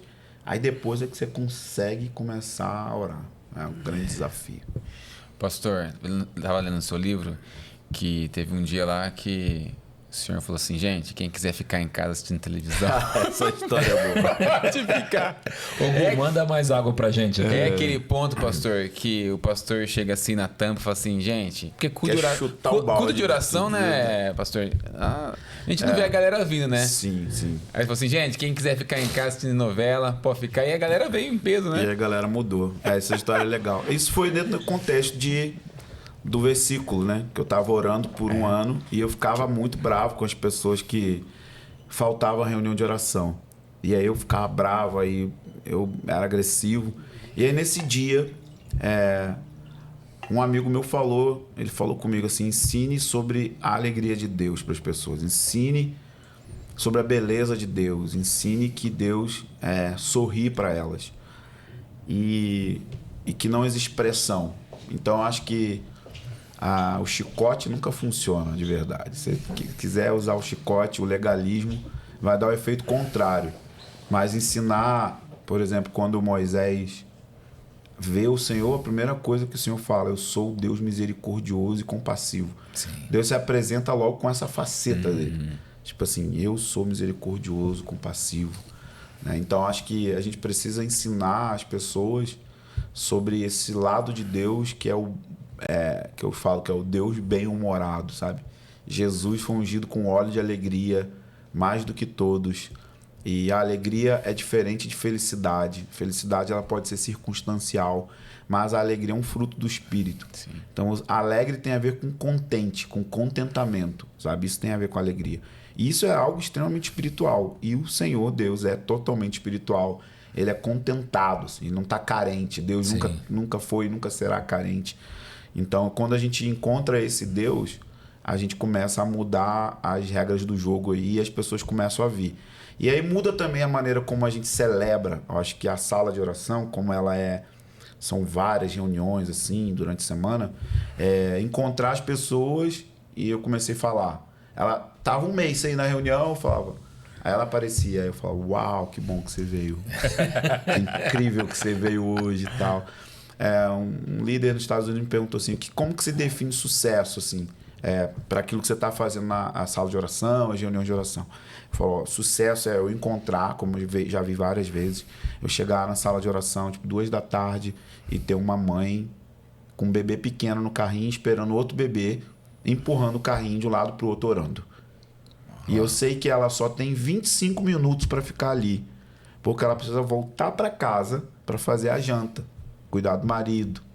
Então, eu tô vendo que tipo aquilo ali é uma entrega radical. Tem muito valor para ela. Tem muito valor, sabe? Então, eu brinco assim, tomar a cruz e negar a si mesmo não é padronizado. Isso tem vários significados para as pessoas. Sim. Então, Ali tem um custo alto de discipulado, ela está negando a si mesma, ela está organizando a hora dela, aquilo tem perfume ali subindo. Então, chega lá, eu só posso vir uma vez por semana, 20, 30 minutos, e ela, tipo, empurrando um carrinho aqui, um bebezinho pintando no chão, e ela lendo a Bíblia aqui. Cara, pelo amor de Deus, esse negócio é muito forte. Então, você imagina, se você chega para essa pessoa e fala, isso não é nada, você tem que orar mais, sabe? Você vem com legalismo, sufoca aquela paixão que é o que eu falo, assim, dê um pouquinho de espaço a Deus. Sim. E a presença de Deus vai começar a largar esse espaço. E aí você vai ver que você vai se tornar um ser integral para Deus.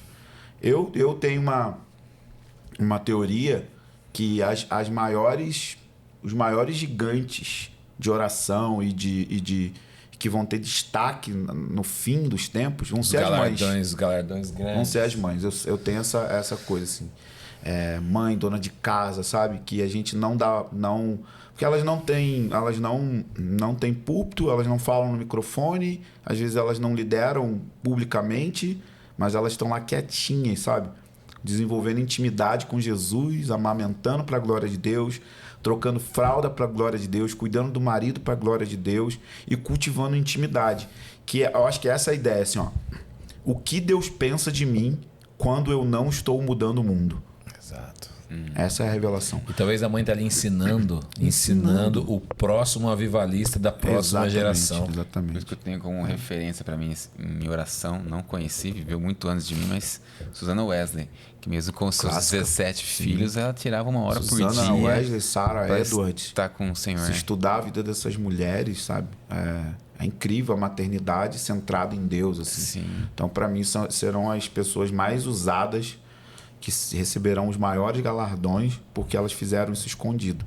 O que Deus pensa de mim quando eu estou em casa, exausta, descabelada, cheia de louça? Quando minha esposa me liga, vem pra casa, porque você tem que ajudar a dar banho nos meninos, nas crianças. Porque normalmente a gente ensina de uma maneira que causa um dano nessas mulheres, ao ponto de que elas acham que não estão fazendo parte daquilo que Deus está fazendo. Que o pensamento de Deus sobre elas é: vocês não valem nada, vocês não têm utilidade, né? Então, os olhos de Deus me olham com prazer, mesmo quando eu não estou mudando o mundo, de acordo com o que significa mudar o mundo aí para as pessoas. A nossa esposa está ajudando a gente em casa para que a gente possa sair e fazer a missão que a gente precisa, né? Sim. Minha esposa, ela deixou carreira, deixou tudo para se dedicar integralmente a formar os nossos filhos. Para mim, ela é uma das mulheres mais poderosas que existe, de graça, assim, de sentar com os filhos, sabe? Eu aprendi muito com ela. E foi esse caminho, assim. A gente decidiu que a gente ia participar integralmente da formação dos nossos filhos. Moral, intelectual, caráter, vida espiritual. Então, as mães, elas têm esse poder. Mas hoje em dia isso é tratado como uma coisa sem valor. Se você não prega e não canta, se você anda do lado do louvor e não prega, então você não tem nenhum outro espaço. Quem tem destaque tem valor, as pessoas pensam nisso. Talvez eu acredito que aquela irmãzinha da igreja, aquela senhorinha que passa horas por dia orando, ela toca mais o coração de Deus do que quem está ali se expondo, talvez, às vezes. Tem uma frase do livro que eu uso que é: uma senhora de 84 anos de joelho numa sala, num quarto, é mais influente que o líder da ONU. É verdade. É mais influente que o presidente dos Estados Unidos. Ela está diante do trono do governador do universo. E ela está mudando a história com as suas orações. Eu lembro da minha avó, quando eu chegava em casa, ela era da Brasil para Cristo. E eu era criança, assim, eu chegava, ela estava ajoelhada, orando numa língua estranha, eu não entendia nada do que era aquilo. Meu tio tudo doido, viciado, drogado. E aí, depois da morte dela, foi convertendo um por um. Minha mãe era usuária de cocaína, cara. Você imagina, minha mãe teve um encontro com Jesus, virou uma intercessora, e aí alcançou eu, minhas irmãs. Então, você vai vendo assim, o fruto da oração, que para minha avó, ela morreu e não viu isso. Ela nem imaginava o que iria acontecer. O impacto que isso ia ter lá em 1985. Não, se ela imaginasse que você estava aí hoje rodando o Sim, Brasil pregando, pois é. isso é fruto da oração dela. Fruto da oração dela. Isso aí eu não Os tenho- joelhos dela no chão. É, isso aí. E quando começa essa vida de oração sua, pastor? Quando foi esse estalo que assim, cara, vou me entregar a isso? Isso é verdadeiramente? interessante, porque eu converti com 18 anos, 97 para 98. E aí eu tive a oportunidade de ir para um encontro. Era um encontro que tinha no Brasil de libertação, cura interior e tudo. Só que os caras que ministraram, eles tinham voltado de Toronto. Em 1994, teve um derramar de Deus ali na igreja do aeroporto de Toronto, né? Conhecido como até controverso e tal, porque as manifestações eram bem esquisitas. Bênção de Toronto. E eu fui ministrado por eles. E aí eles trouxeram... Aí você vai descobrir minha idade agora, né? Trouxeram fita VHS. Eu tô nessa também. De cassete.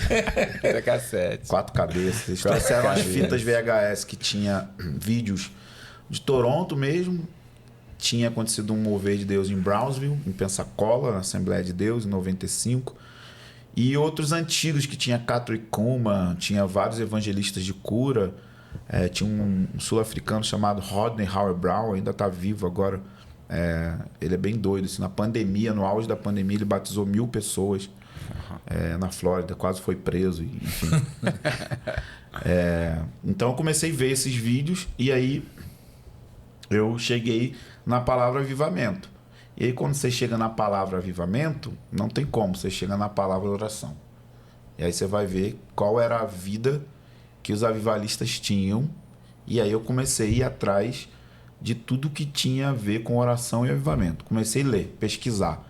Tipo, o que é isso? Como esses caras viviam isso? Por que isso aconteceu em determinada cidade, nação? E aí comecei a ir atrás das literaturas. O primeiro livrinho foi Por que Tarda o Pleno Avivamento, Fera. que é um clássico, né? Assim, Leonard Ravenhill. ou você ama ou você joga ele no fogo. O livro é bem provocativo, assim. Então fui atrás dele. Se você vai em Ravenhill, você chega no Tozer. É inevitável, né? Você vai chegar nesses dois. Então, a gente começou a ler esse material, e esse material era oração e avivamento, oração e avivamento. E eu tive a bênção de ser discipulado por um pastor que era apaixonado por livros de oração.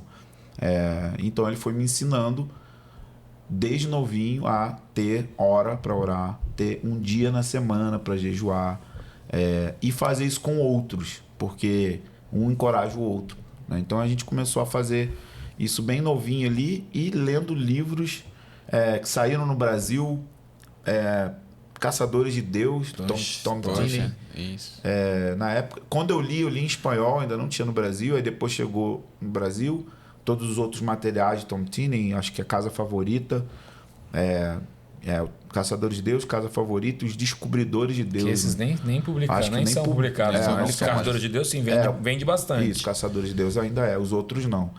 E aí a gente começou com os jovens da igreja a começar a devorar isso. E aí, em 2001, começa um mover no Brasil que sai de Belo Horizonte e de Londrina, mais ou menos ali. Que é o pessoal lá de BH, o David Keelan, Antônio Cirilo, Judson de Oliveira, a própria Nívia na época, a Nívia Soares era bem novinha, né, nessa época. E em Londrina tinha o Casa de Davi, com Mike Shea e o Davi Silva. E aí era um mover que era chamado de adoração extravagante no Brasil. Então eram milhares de jovens ao redor do Brasil, em reuniões assim que você chegava na reunião, 1 hora antes das reuniões, e tinha 100, 200 jovens deitados no chão, orando em línguas e buscando a presença de Deus, sem que ninguém começasse essa reunião. E aí nessa época eu fui para Belo Horizonte morar lá, fazer uma escola de missões que tinha lá. Era a escola Clamor pelas Nações, né? Hoje nem sei se ainda acontece, mas ela juntava todos esses ministros que na época ninguém era famoso no Brasil, ninguém nem sabia. Eu lembro de eu trazer uma caixa de CD do Cirilo para vender e ninguém na loja queria, tinha que pôr consignado, assim. Depois estourou e virou os hinos da igreja. Eu lembro de chegar assim com o David Keelan, os caras nem queriam, assim. É bem engraçado isso, assim. Então eu comecei isso, né? Aí nesse movimento de adoração extravagante, eu fui morar lá, fui fazer missões na cidade, e aí comecei a conhecer um monte de gente que estava querendo a mesma coisa. E aí a gente começou a fazer evangelismo nos ônibus. A gente não aguentava, era tanto fogo. Isso no Rio assim. de Janeiro mesmo? Isso, Rio de Janeiro, ali em 2000, 2001. Porque eu fiz a escola e voltei para o Rio de Janeiro, em BH. Fiz em BH, voltei para o Rio de Janeiro. E essa comunidade que a gente congregava lá, ela tinha uma escola semelhante. E aí meu trabalho basicamente era treinar 500 alunos para poder pregar dentro dos ônibus no Rio de Janeiro. Que legal. Você imagina. Missões urbanas pura. Aí a gente eu comecei fazendo sozinho. Eu entrava no ônibus, falava aqui, vim falar do amor de Deus para vocês. Não é um amor que abandona, que trai, um amor que te ama mesmo se você amaldiçoar ele. E aí começava a pregar o evangelho dentro do ônibus. Aí, cara, era doideira. O cobrador levantava a mão chorando, desviado, pedia para orar. Eu encontrava uma irmãzinha que profetizava para mim, virava tipo um culto pentecostal dentro do ônibus ali. Era muita coisa que acontecia. Aí eu tive a ideia, falei, cara, agora eu preciso mobilizar a oração e eu preciso levar essas pessoas para proclamar o evangelho dentro do ônibus. Então aí era tudo junto, oração, evangelismo, oração, pregação de rua, que é quase que a gente não vê mais hoje em dia acontecer, né? Não. Então a gente tinha muita pregação na rua, levava uma banda, aí eles faziam adoração e depois eu vinha e falava 5 minutos assim na praça, aí fazia apelo, orava pelas pessoas, orava pelos doentes. E aí começou minha jornada com oração. Eu descobri que todo avivamento, todo derramar de Deus era precedido por muita intercessão e que o evangelismo eficaz era precedido por muita intercessão. Então eu falei, é isso aí que eu quero fazer e esse é o caminho. Esse é o caminho. E você acha que nessa questão do avivamento, ele já veio, nós estamos nele ou ele ainda virá? Eu acho que a gente está um pouco longe ainda, mais perto. Mais perto do que ontem. Eu acho que sim. Eu acho que a gente tem muito problema. Essa é uma opinião que não é só minha, mas eu acho que a gente tem muito problema de traçar falsas linhas de chegada. Né? Aí a gente vai dizer, Pedro falou assim, isto é aquilo. Aquilo o quê? O que Joel disse. Então ele está falando, isso aqui é aquilo. A gente ainda não pode dizer isto é aquilo para aquilo que está acontecendo hoje. Porque avivamento não é só dons. Então tem muito lugar, eu conheço muitas comunidades que são muito boas em dons do Espírito Santo. Assertivos em profecia, muitos dons. Mas isso não é a definição de avivamento. Avivamento é maior que dons. Então, tem dons e quando o avivamento vem, há uma explosão dos dons do Espírito Santo. Mas, por exemplo, o avivamento de Gales não teve dons do Espírito Santo. Foi um avivamento mais reformado, mais calvinista. Mas a glória de Deus tocou nações inteiras através de crianças. Né? Assim, a nação teve uma transformação de, por exemplo, não ter jogos de futebol porque os jogadores estavam debaixo de convicção de pecado.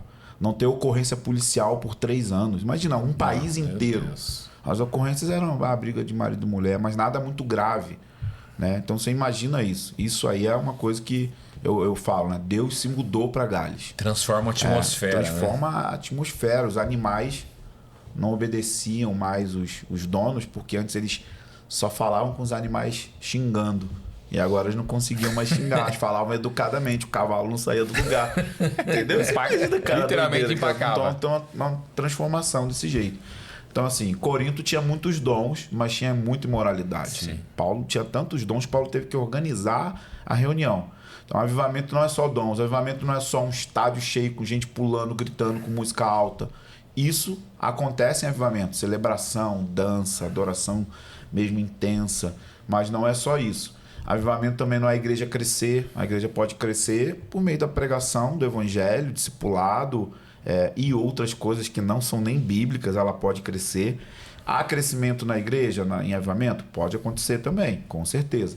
Então, para mim, a definição de avivamento é quando Deus se muda geograficamente para um lugar. E aí a pessoa pode pensar assim, mas Deus já não está dentro de mim? Ele está dentro de você. Mas a glória de Deus, quando vem, ela não vem só com um indivíduo, ela vem por vários indivíduos. Então isso é chamado na Bíblia de presença manifesta. Então Salomão ele ora e fala assim, Deus não habita em templos feitos por mãos humanas. Só que ele construiu o templo, influenciado pelo seu pai, para Deus descansar. Salmo 132. E Deus mostra que Deus aprova ainda quando Davi fala, isso. não, poxa, top, vamos construir. Mas olha isso. Aí ele fala assim, Deus não habita em templo feito por mãos humanas. Mas, num outro momento, ele faz a mesma oração, no mesmo lugar, e diz que o fogo de Deus cai, a glória de Deus enche o templo, fisicamente, e os sacerdotes não conseguem entrar. Quando Salomão está orando, Deus não habita em templos feitos por mãos humanas, ele está falando da onipresença. A onipresença de Deus não cabe em lugar nenhum. Nem os céus dos céus podem te conter. Mas existe um momento em que essa onipresença ela se torna uma glória objetiva. Que até o inimigo de Deus vai saber que Deus está ali. Ou por meio de salvação, ou por meio de juízo. Ele não vai entrar numa reunião como aquelas que a gente tem, tipo, uma pessoa sai e fala assim, fui muito tocado. E a outra pessoa sai, pior reunião da minha vida. Já viu isso? Já viu isso? Deus falou comigo. Senti Deus, não senti nada. Não senti Deus. Então por quê? Porque isso a gente chama de glória subjetiva. O Espírito Santo está dentro da gente. Às vezes a pessoa está hipersensível a Deus, está cultivando comunhão, lendo as escrituras, está numa fase, aquela fase. Às vezes a outra está debaixo de lutas, coisas emocionais, problemas, e ela não está tão sensível a isso. Agora, quando a glória de Deus vem objetivamente, por exemplo, gente, não existe dom espiritual de curar com a sombra. E a sombra de Pedro curava. Sim. Por quê? Porque o trono estava baixinho ali em Jerusalém. A glória de Deus estava permeando Jerusalém. De maneira que essas coisas... um avental, gente. O cara pegar um avental, lenço e curar. Então, assim, tinha algo que estava ali diferente. Então, a gente precisa olhar esses parâmetros históricos e bíblicos e entender que tem algo que ainda não aconteceu e que vai acontecer. Existe algo vindo, é grande, mas o que eu penso... Aí podem perguntar, por que não veio? O meu principal pensamento porque não veio desse jeito que vai vir, é porque ainda não tem um odre para sustentar isso. Eu não acredito que vai vir mais um... Podem vir pequenas ondas, sim, mas que não vai vir um grande derramar de Deus para desperdiçar vinho, mais uma vez. Deus não está muito afim de desperdiçar vinho, mais uma vez. E por quê? Porque vai ser diferente do século XX. O século XX é o século conhecido pelos historiadores como o século do Espírito Santo. Os caras mais ungidos que existiram na história da igreja estavam no século XX. Só que a maioria deles teve problemas morais, familiares, não tinham vida de igreja, sim, não se submetiam a nenhuma outra liderança, e esse tipo de coisa não vai se repetir. Então, para mim, o odre que Deus está formando é família. Família vai ser o odre que vai sustentar o próximo derramar. E se você olhar biblicamente, Efésios 2 fala que nós somos a família de Deus que está sendo construído como uma morada de Deus para o Espírito. E ali Paulo está falando com a igreja. Sim. Óbvio que ele já tem o Espírito dentro. Ele está falando de algo mais amplo. Então, a família, no sentido de que famílias biológicas vão ter o seu entendimento de que são uma família sacerdotal se unindo com outras famílias que têm esse mesmo entendimento. Então, a igreja, ela precisa se tornar família e a família precisa se tornar a igreja. A coisa mais poderosa que vai acontecer é um pai se convertendo a um filho. É ele largando aqui as coisas, virando os seus olhos para o seu filho e falar, jogar futebol com você é tão espiritual quanto evangelizar na África. Uau. Levar minha esposa para jantar um dia é tão espiritual quanto ir fazer missões na janela 10x40. Uau. Sabe, são coisas, cara, simples, mas que estão sendo negligenciadas. A gente tem sacrificado uma geração inteira no altar do ministério. Então a gente vai ter que voltar para dentro das nossas casas. Cada homem aprender que a responsabilidade de pastorear esposa e filho é dele. A gente quer jogar na conta da igreja, do pastor da igreja. Terceiriza. Pega seu filho, põe na salinha. Aí quando ele faz 15 anos, ele vai embora. Sabe por quê? Porque ele nunca se sentiu parte da igreja. Sim. Enquanto os adultos faziam coisas de adulto, eu coloco o meu filho para virar um Van Gogh. Pra aprender a pintar, virar um artista plástico. Então, tipo assim, precisa ser na mesa. E se a igreja tem escolinha, que isso seja mais uma ferramenta, Sim. mas não seja a ferramenta. Exato. Entendeu? A ferramenta é aqui, ó. Eu sou seu pai e eu vou proclamar o evangelho para você, eu vou proclamar o evangelho para sua mãe, nós vamos orar juntos, nós vamos ser uma igreja. Porque você imagina, o dia em que a gente não puder reunir mais publicamente. E vai chegar. E vai chegar. E não está longe. Já chegou em vários lugares. Só não chegou aqui. Então eu nunca aprendi a viver igreja com a minha família. Eu não sei. Eu dependo de um pastor, eu dependo de um púlpito, eu dependo de um prédio. Eu dependo da estrutura. Da estrutura. Até coisas online, uma hora vão ser proibidas. Lógico. Eu vendo Bíblia, eu sei que isso daqui eu não vou conseguir fazer perpetuamente. Exatamente. Então a gente precisa pensar que esse é o odre. Vai vir um derramar. Esse odre é a família. Quando eu imagino Pedro falando, vossos filhos profetizarão. A imagem que eu tenho é assim, ó, pais e mães ouvindo isso. Vossos filhos. Imagina. Tipo assim, a nossa casa ser o lugar de envio missionário. E aí quando a gente pensa missionário, eu penso o meu filho sendo enviado para a faculdade de medicina. Sim. Eu penso no meu filho sendo enviado para fazer engenharia, para ser empresário e também para ir para a África, para a China. Mas começou ali na mesa da minha casa, entendeu? É mais barato. Você preparou ele, né? É mais profundo e é mais eficaz. Exato. Só que dá trabalho. Custa. Tempo, principalmente. Tempo, atenção. Não perder o foco de que é aquilo ali. Com a graça de Deus, eu tenho pedido ao Senhor que a maior parte da minha energia seja gasta com isso. E não tanto com outras coisas. Eu acho que todas as outras coisas eu anseio que seja fruto de viver isso com a minha casa, com a minha família. Eu vi algumas pessoas gastam, nós que vivemos no ministério, estamos envolvidos nisso, por vezes nós gastamos tanto tempo e energia cuidando da família dos outros, isso é louvável, não é ruim, mas nós não designamos o tempo e a energia necessária para a nossa família na nossa casa. Sim. Esse é o desafio para mim. Eu acho que essa é o espírito de Elias, né? Eu enviarei Elias antes do grande e terrível dia do Senhor, antes do retorno de Jesus, uma palavra profética tão forte que vai fazer o coração do pai, a família. E é muito, muito doido que fala pai, né? Não fala mãe. É pai homem, assim. Porque se você fizer pesquisas aí, você vai ver que você vai num presídio, dia das mães, eles correspondem carta, mas no dia dos pais, o índice de comunicação de cartas, na época de cartas, né? Mas visitas, o pai não está presente na vida desses homens. Então, eles foram feridos, eles foram arrancados de ter uma figura paterna saudável. Cresceram vendo sempre o lado mais fraco sofrer, que eu falo isso, né? Quando se remove a autoridade saudável, o mais fraco vai querer virar o mais forte e vai sofrer. Então, quando meu pai saiu de casa, eu tive que virar o marido da minha mãe e o pai das minhas irmãs. Eu tinha que ser um provedor, na marra. Então, o lado mais fraco sofre. E aí, tipo assim, eu estava fazendo uma coisa que eu não fui feito para fazer. Exato. Era naturalmente e de forma saudável, um pai faria isso. E a gente tem uma grande milhares de jovens hoje chegando nas nossas comunidades que eles têm extrema dificuldade de lidar com a palavra pai e com a palavra autoridade. É muito difícil para eles. E o diabo fere mesmo a paternidade. Eles não sabem o que é autoridade saudável e o que é paternidade saudável. Então, falar para eles isso é assustador. Aí você tem que fazer todo um caminho de expor o evangelho, de falar da paternidade de Deus e tudo mais, para que eles sejam o tal de quebrar o ciclo maldito, né? Sim. Quando eles forem construir família. Então, eu falo isso para meus filhos. Eu estou tendo a oportunidade de dar a vocês o que eu nunca tive. Sim. E é muito mais do que dinheiro, do que conforto. É isso aqui, é olho no olho. É combinação de disciplina, atenção e afeto.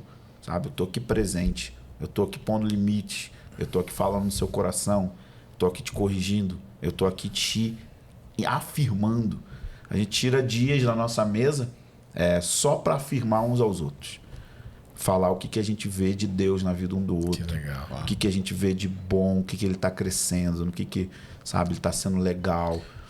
É uma cultura lá em casa, assim, afirmar. E é muito engraçado que quem frequenta a minha casa, a igreja local acabou pegando essa cultura e levaram para os aniversários. Então, sempre que tem aniversário, algum discípulo, algum membro da igreja fala palavras de afirmação, Que sabe? legal. Hoje é seu dia, queria celebrar você, porque você tem sido isso para mim, para a igreja e tal. Então, é uma cultura onde a gente aprende posicionar o coração das pessoas em quem elas são em Deus. Que Né? benção. Isso Muito começou legal, hein? assim, vendo tomar café, alguém chegava lá em casa e a gente estava fazendo isso. Para mim, esse é um caminho que o Senhor vai trilhar. O de seu verdade. menino tem 11, sua menina tem quantos Tem anos? 8. A Maria e o Benny. A Benny é mais nova. Ainda falando sobre a questão do avivamento, a gente vê eu acredito que você crê que esse é o avivamento dos últimos tempos realmente, que vai ser o último avivamento antes da volta de Cristo. E como a gente encaixa isso dentro da perspectiva onde Jesus diz, cara, no final dos tempos o amor de muitos vai se esfriar, Sim. vai vir uma apostasia muito grande, as pessoas vão deixar a Sim. fé. Como a gente encaixa isso em contraponto com o avivamento? Eu acho que são duas dinâmicas tensas que vão acontecer ao mesmo tempo. Por isso que o dia do Senhor é grande e terrível. Ele é grande porque o Senhor vai fazer coisas grandes. Mas ele é terrível porque vai ter muita gente contra Deus. Deliberadamente. Então, apostasia e avivamento vão caminhar juntos. Então, a gente precisa pensar o seguinte, o mesmo Espírito que batizou os 120 é o mesmo Espírito que mata Ananias e Safira. Então, o Espírito Santo vai estar numa medida tão forte atuando que ele vai trazer exposição do que é de fato e o que não é. Então, não vai ter cinza, sabe? Não vai ter coisa assim mesclada. Então, o fogo de Deus, ele é o fogo de Deus. Depende qual é o material que ele pega. Se ele pega ouro, fica mais puro. Se é palha, destrói. Então, para mim, são dinâmicas que Isaías fala, né? Trevas cobrirão a terra, mas a glória do Senhor também. Então, vai ser dia de muita mornidão, muita apostasia, escândalos sem precedentes, a começar por líderes sendo expostos de maneira muito forte. E que a gente já tem visto alguns Já tem visto acontecendo, e né? vai aumentar de verdade. A luz do Senhor vai ser jogada. É necessário que isso aconteça para a gente saber o que é e o que não é. Falsos profetas, falsos mestres. E junto com isso, o maior derramar do Espírito Santo de toda a história.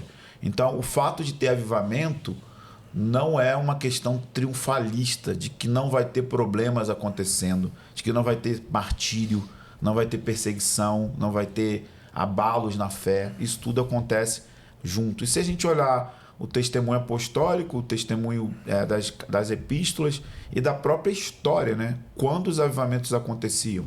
Quando a coisa estava muito escura.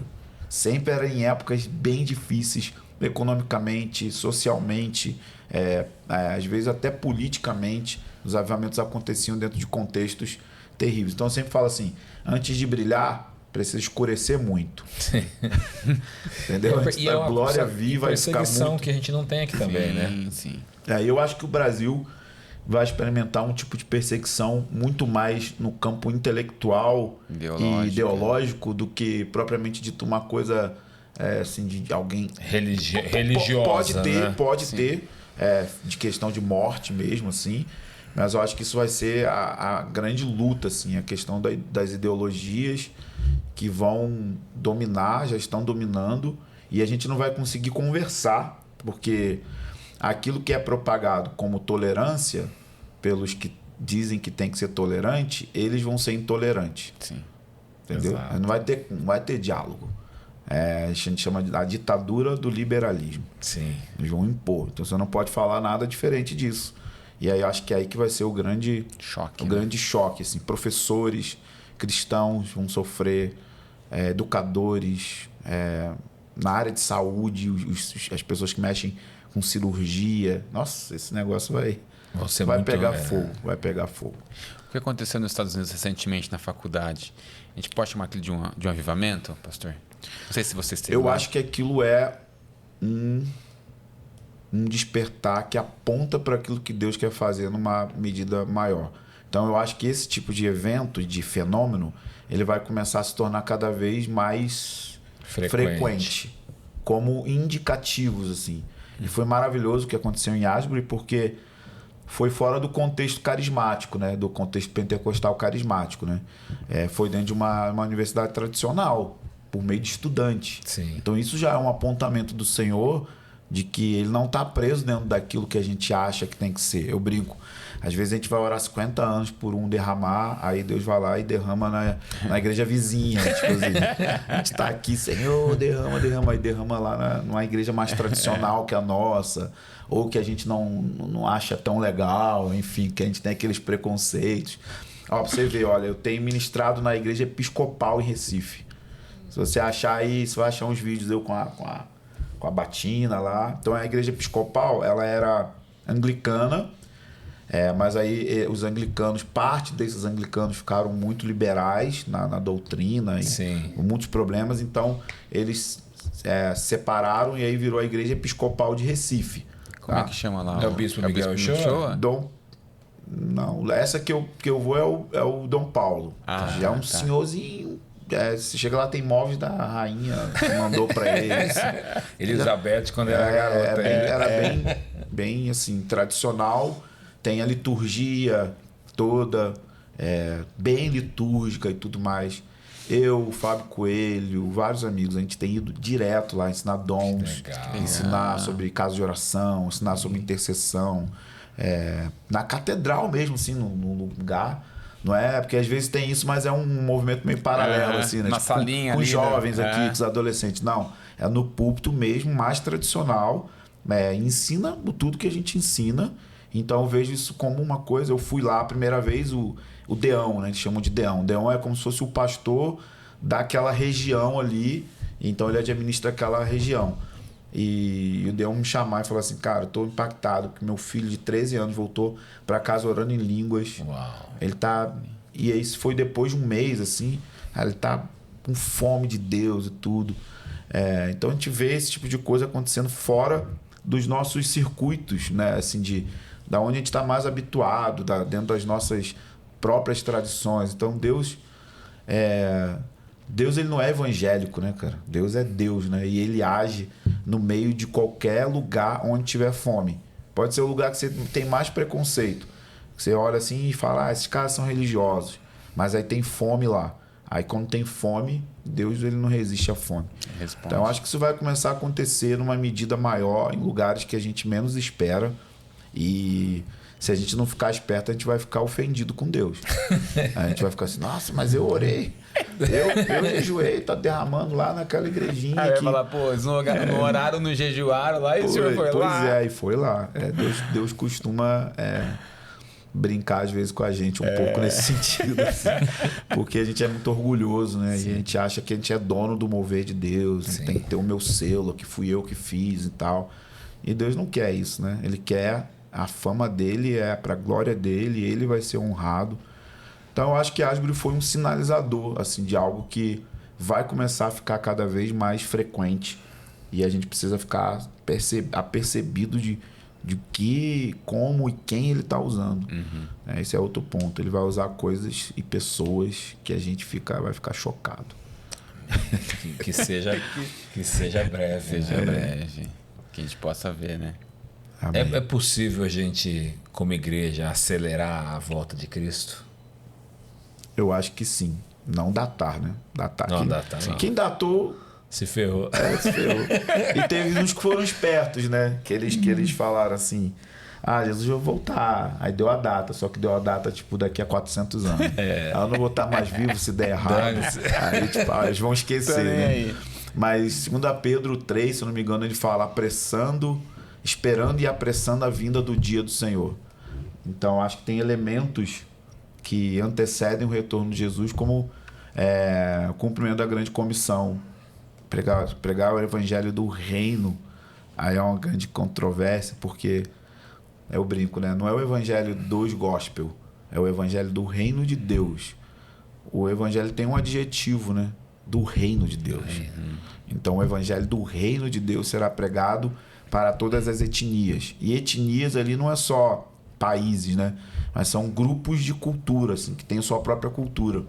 Então, se você for na região norte, tem várias etnias. Se você for nas comunidades do Rio de Janeiro, elas são etnias também, têm sua própria cultura. As comunidades do Rio têm sua própria linguagem, seu jeito de viver. Tudo acontece dentro de uma rocinha da vida. Então ali é uma etnia, um grupo específico de pessoas que precisa ser alcançado com o evangelho. Então eu acho que não é só as nações no sentido de outro. Então a pregação do evangelho do reino precede o retorno de Jesus, a maturidade da igreja. A igreja, Jesus está voltando para uma noiva madura, para uma noiva que vai estar parecida com ele. Então a igreja vai se tornar gloriosa antes do retorno de Jesus. Não que ela nunca mais vai pecar e vai ser perfeita, mas os níveis de maturidade da igreja vão aumentar. Então eu acho que são precedentes do retorno de Jesus. E na medida que a gente se aplica a essas coisas, a gente vai apressando. Então eu não acho que apressar o dia do Senhor tem a ver com comprar fuzil, se mudar para um retiro, comprar enlatado. Não, bunker. O que a Bíblia fala é que você precisa crescer em intimidade com Deus. Não é uma coisa assim absurda. Sim. Você precisa crescer em intimidade com Jesus, no estilo de vida de oração, de jejum e comunidade. Vida em comunidade, vida de comunhão uns com os outros. Como era a igreja primitiva. Como era, é basicamente isso. Então, intimidade com Jesus, oração e fazer isso com outros amigos que estão buscando a mesma coisa.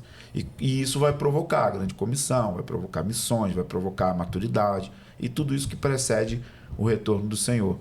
Porque a gente precisa muito mais de um estilo de vida. Eu tô brincando com os amigos, né? Tem muito maranateiro, escatoboy. Então a gente pega a mensagem maranata e a gente transforma ela em algo estético. Tá na moda, é legal, vamos falar maranata, vamos cantar maranata. Mas a questão tem um estilo de vida por trás disso, que o mundo olha pra gente e fala, esses caras creem mesmo que Jesus está voltando. Tem um estilo de vida, tem um amém sendo vivido na terra, sabe?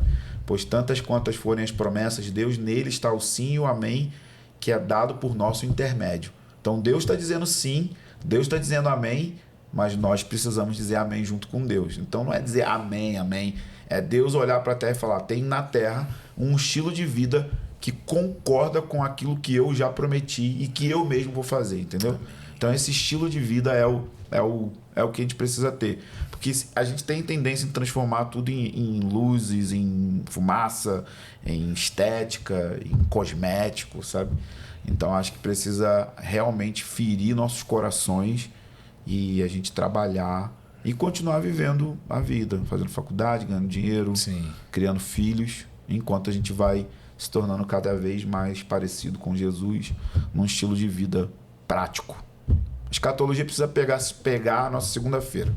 Como eu gasto dinheiro, como eu cuido da minha mulher, como eu trabalho, como eu me submeto ao meu patrão, entendeu? Falo isso para os meninos. Vocês estão servindo o patrão de vocês como se fosse o próprio Senhor Jesus? Vocês estão fazendo isso? Porque senão não adianta cantar Maranata. Precisa tem que ter o estilo de vida de Jesus completo. Completo. Né? Então isso é uma jornada. Não só transformar em conferência, escola e música. Né? É maravilhoso, as músicas ajudam a gente na doutrina, a fixar as coisas, mas não pode ser só uma música. Precisa ter um estilo de vida entre domingos ali acontecendo. Você falou, cuidar da família, ir para faculdade, trabalhar, ganhar dinheiro. Esqueceu de uma coisa, sofrer com o Vascão. Não. São 20 anos já sofrendo, tem que acabar esse ano, pelo amor de Deus. Pastor, quem isso aí vira meme. Na mão dos meus amigos. Ainda mais na mão do Fábio ainda. Vira meme. Pastor, quem quiser comprar os seus livros, eles vão encontrar o que dentro do Cultura de Oração e dentro do Avivamento? O Cultura de Oração ele foi escrito de uma forma extremamente prática. Então, no fim do livro, por exemplo, eu ajudo as pessoas em como iniciar uma reunião de oração na sua comunidade de forma muito simples e como você mesmo desenvolver uma vida de oração prática. Como, por exemplo, desenvolver listas de oração que ajudam as pessoas. Às vezes eu marco um tempo para orar, mas às vezes eu não consigo ficar mais de 5 minutos lá. Então, eu ensino 5 pontos que você pode gastar no seu tempo devocional, que é intimidade, orar por intimidade, pedir sabedoria, pedir poder de Deus, caráter e orar por outros.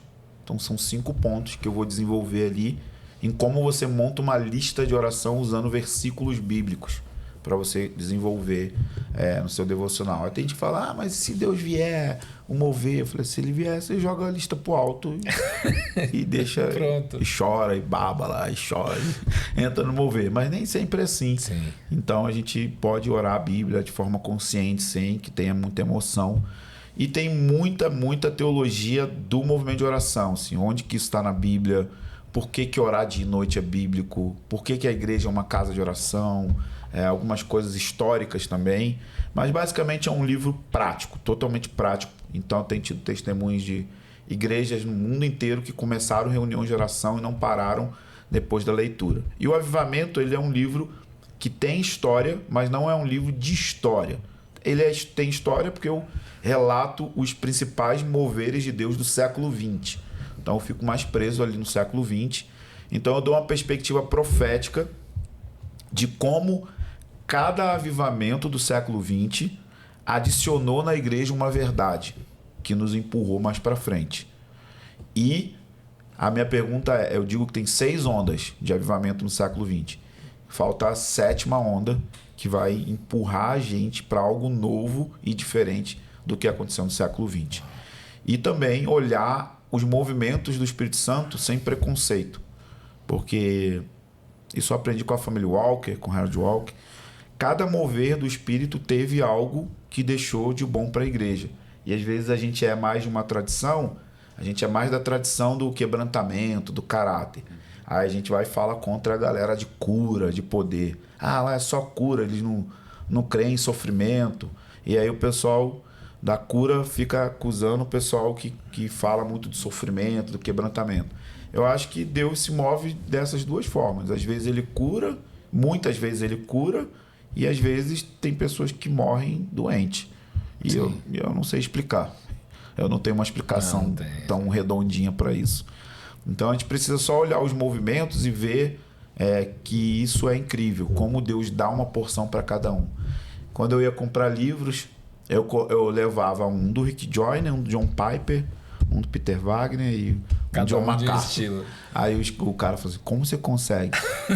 Não, Rick Joyner já é o contraponto. Eu falo assim, cara, eu consigo pegar o que é de bom em cada um. Sim. E consigo também hoje olhar e falar, isso aqui eu acho que não é muito assim. Então aprender a beber das várias fontes da tradição cristã me ajudou a escrever o livro Avivamento, e que eu falo que é ter uma visão holística, ter uma visão do todo, porque o que Deus vai fazer de novo, eu acho que ele vai juntar tudo isso e vai multiplicar por 10 numa escala global, assim, no mundo inteiro acontecendo. Então acho que é um livro, é meu queridinho, assim. Acho que ele vai pôr muito fogo no coração para buscar avivamento e mobilizar pessoas para orar por avivamento. Então é isso. Agora o Hugo é o cara do merchan. Eu sou o cara do merchan aqui, tá? Gente, eu tô lendo aqui Cultura de Oração. Pastor, livro fantástico. Indico se você quer os dois, né? O pastor falou aqui, mas Cultura de Oração eu estou lendo e está sendo maravilhoso mesmo. Tenho aprendido muito. E para te incentivar mais ainda, para você poder comprar o livro, levar para sua casa, ler, né? Não deixar na prateleira, mas ler o livro e se aprofundar mais ainda. QR Code na tela, 10% de desconto nas próximas 24 horas. Então aproveita aí, ó. Leva os 2 livros para casa aí, ó. Já uma promoção antes da Black Friday para você. Então, vamos lá. Aproveita, plenitudedistribuidora.com.br. Beleza? Vou te fazer a última pergunta e a mais difícil do podcast. Tá? O pessoal, quando a gente pergunta, o cara fala... só isso. A gente sempre traça um cenário apocalíptico aí, né, pro planeta. Então a gente tem que sair correndo. Você tem que olhar para aquela sua prateleira lá, aqueles seus 20 mil reais em livro lá. É verdade. Puxa. E você vai precisar escolher 2 livros para levar com você, com exceção da Bíblia. Quais seriam? Isso é muito difícil. Toda vez me fazem essa pergunta. Eu vou levar comigo. Traduzir para qual Ó. idioma? Olha. Até a Siri aqui ficou Eu assustada. vou levar comigo um livro do John Piper. Primeiro livro, que se chama Desejando Deus, eu acho, o título. Em inglês é Desiring God, mas eu acho que em português é Em Busca de Deus. Em busca de Em Deus. busca de Tô Deus. com o título Capinha desse. azul. Isso, Em Busca de Deus, que é a base, né, dele, do Piper. Eu levaria esse. Que Deus é mais glorificado quando nós temos prazer nele. Uau. Eu acho que essa... É a segunda pessoa que você lembra aqui. Eu queria muito viver isso. Eu quero viver. Ter prazer em Deus, independente das circunstâncias. Rapaz, é difícil, hein? Eu acho que eu levaria também comigo um livro do John Walker, A História Não Contada do Século XX, que fala dos avivamentos e fala da fraqueza dos homens que estavam por trás do avivamento. Esse me toca muito, porque ele me ensinou a honrar aquilo que é desonrável. Uau. Às vezes a gente olha para esses homens de Deus e critica fácil, mas a gente não lembra que eles estavam abrindo mata. Então eles não tinham toda a teologia por trás. Por exemplo, o movimento pentecostal não tinha uma teologia formada sobre o que eles estavam pregando. Sim. Então, obviamente, teve exageros. Sim. Mas você imagina, eles estão sendo pioneiros, né? Estão abrindo mata, assim. Então eu tenho isso muito comigo, de ser pioneiro, e às vezes eu acabo não sendo entendido porque eu tô abrindo algo que ninguém abriu, e no processo a gente comete erros. Então eu tenho muito carinho por esses 2 livros. Mas é difícil, hein? Eu poderia falar mais uns 5 aqui. E me pegaram agora. Mas eu acho que esses 2 eu levaria comigo. Que benção, pastor, que benção. Pastor, a gente sempre... obrigado pelo papo. Olha só quantas horas nós estamos sentados aqui. Eu não faço ideia. 2h15 mais ou menos, Meu Gustavo, Deus. é isso? 1h46. 1h46. Olha aí, eu digo gravação 1h46. O tempo passa assim, ó, voa. São 15 para 5 da tarde. E foi uma bênção ter você aqui. Muito obrigado. Muito bom, Queria muito conversar com você, sabe? Quando eu falei daquele evento que a gente foi em 2019, eu acho que tá no espaço do meu pai, que vocês fizeram aqui em Campinas, você sabe que foi naquele evento que foi um destravar pra gente como empresa. Uau. No final do evento, vocês chamaram os empresários na frente e oraram pelos empresários que tinham um coração missionário e que queriam usar a empresa como uma missão. Sim, eu lembro E disso. isso destravou a Plenitude. Amém. A Plenitude hoje é uma empresa missionária. A gente vê dinheiro aí para muita missão. E por isso, conversar com você, conversar com o Fábio também, que veio aqui, é sempre uma boa lembrança para mim do que Deus fez há alguns anos atrás, a partir daquele dia. Poderoso demais. Muito obrigado por me chamar. É um prazer, mano. Muito obrigado, pastor. Para nós é um deleite estar aqui contigo. A gente sempre pede para o convidado terminar orando. Sim. Vamos orar pela igreja brasileira. Sim. A gente está tanto falando aqui de igreja, das coisas de Deus. Termina orando pela igreja do Amém. Brasil. Amém. Amém. Pai, em nome de Jesus, nós estamos em uma estação tão urgente. Nós pedimos pela igreja no Brasil, nessa hora, espalhada nessa nação gigantesca. Eu oro primeiro pelos líderes, Senhor, da igreja no Brasil, para uma abertura de olhos da revelação da beleza majestosa de Jesus. Atraia esses líderes, pastores, plantadores de igreja, Senhor, para o lugar de intimidade e de devoção a Jesus Cristo. Eu oro para que a igreja no Brasil seja despertada para um grande movimento global de oração, se envolver com aquilo que o Senhor está fazendo na terra no que diz respeito à oração. Amém. Desperta a igreja como casa de oração, como um lugar de interação entre céus e terra. Chama-os para o lugar do sacerdócio, do altar, da intercessão, da intimidade com Jesus. E eu te peço pela nação brasileira, pela igreja no Brasil, um avivamento poderoso, de maneira que o Brasil possa liderar e liberar um dos maiores movimentos missionários jamais vistos na nação brasileira. Que as etnias, as nações da terra possam receber missionários brasileiros nas mais diversas áreas, em todo o mundo, cheios do fogo e do poder do Espírito Santo. Amém. Que a nação brasileira coopere com material humano, com finanças, para discipular as nações da terra através do lugar de oração, no nome de Jesus, Senhor. Amém, amém, e amém. Amém. Amém. Glória a Deus. Pastor, muito obrigado, obrigado meus pela amigos. honra. Bom demais. Muito obrigado. Meu amigo, não tem como você não ter sido abençoado com tanto conteúdo aqui. Então eu quero pedir que você curta, que você compartilhe. Quero pedir algo que eu nunca pedi aqui no podcast. Assim que você acabar de assistir esse podcast, eu queria pedir para você tirar um tempo de oração pela Igreja do Pastor, pelo trabalho social deles, para a comunidade, pela casa de oração, pelo trabalho tão lindo e nobre que ele faz lá no Rio de Janeiro, um lugar tão carente que precisa das nossas orações. Então, faz esse favorzinho aí e ora aí. Tira um tempo de oração pelo pastor e sua família também, tá bom? E é isso, meu amigo. Deus te abençoe e até a próxima.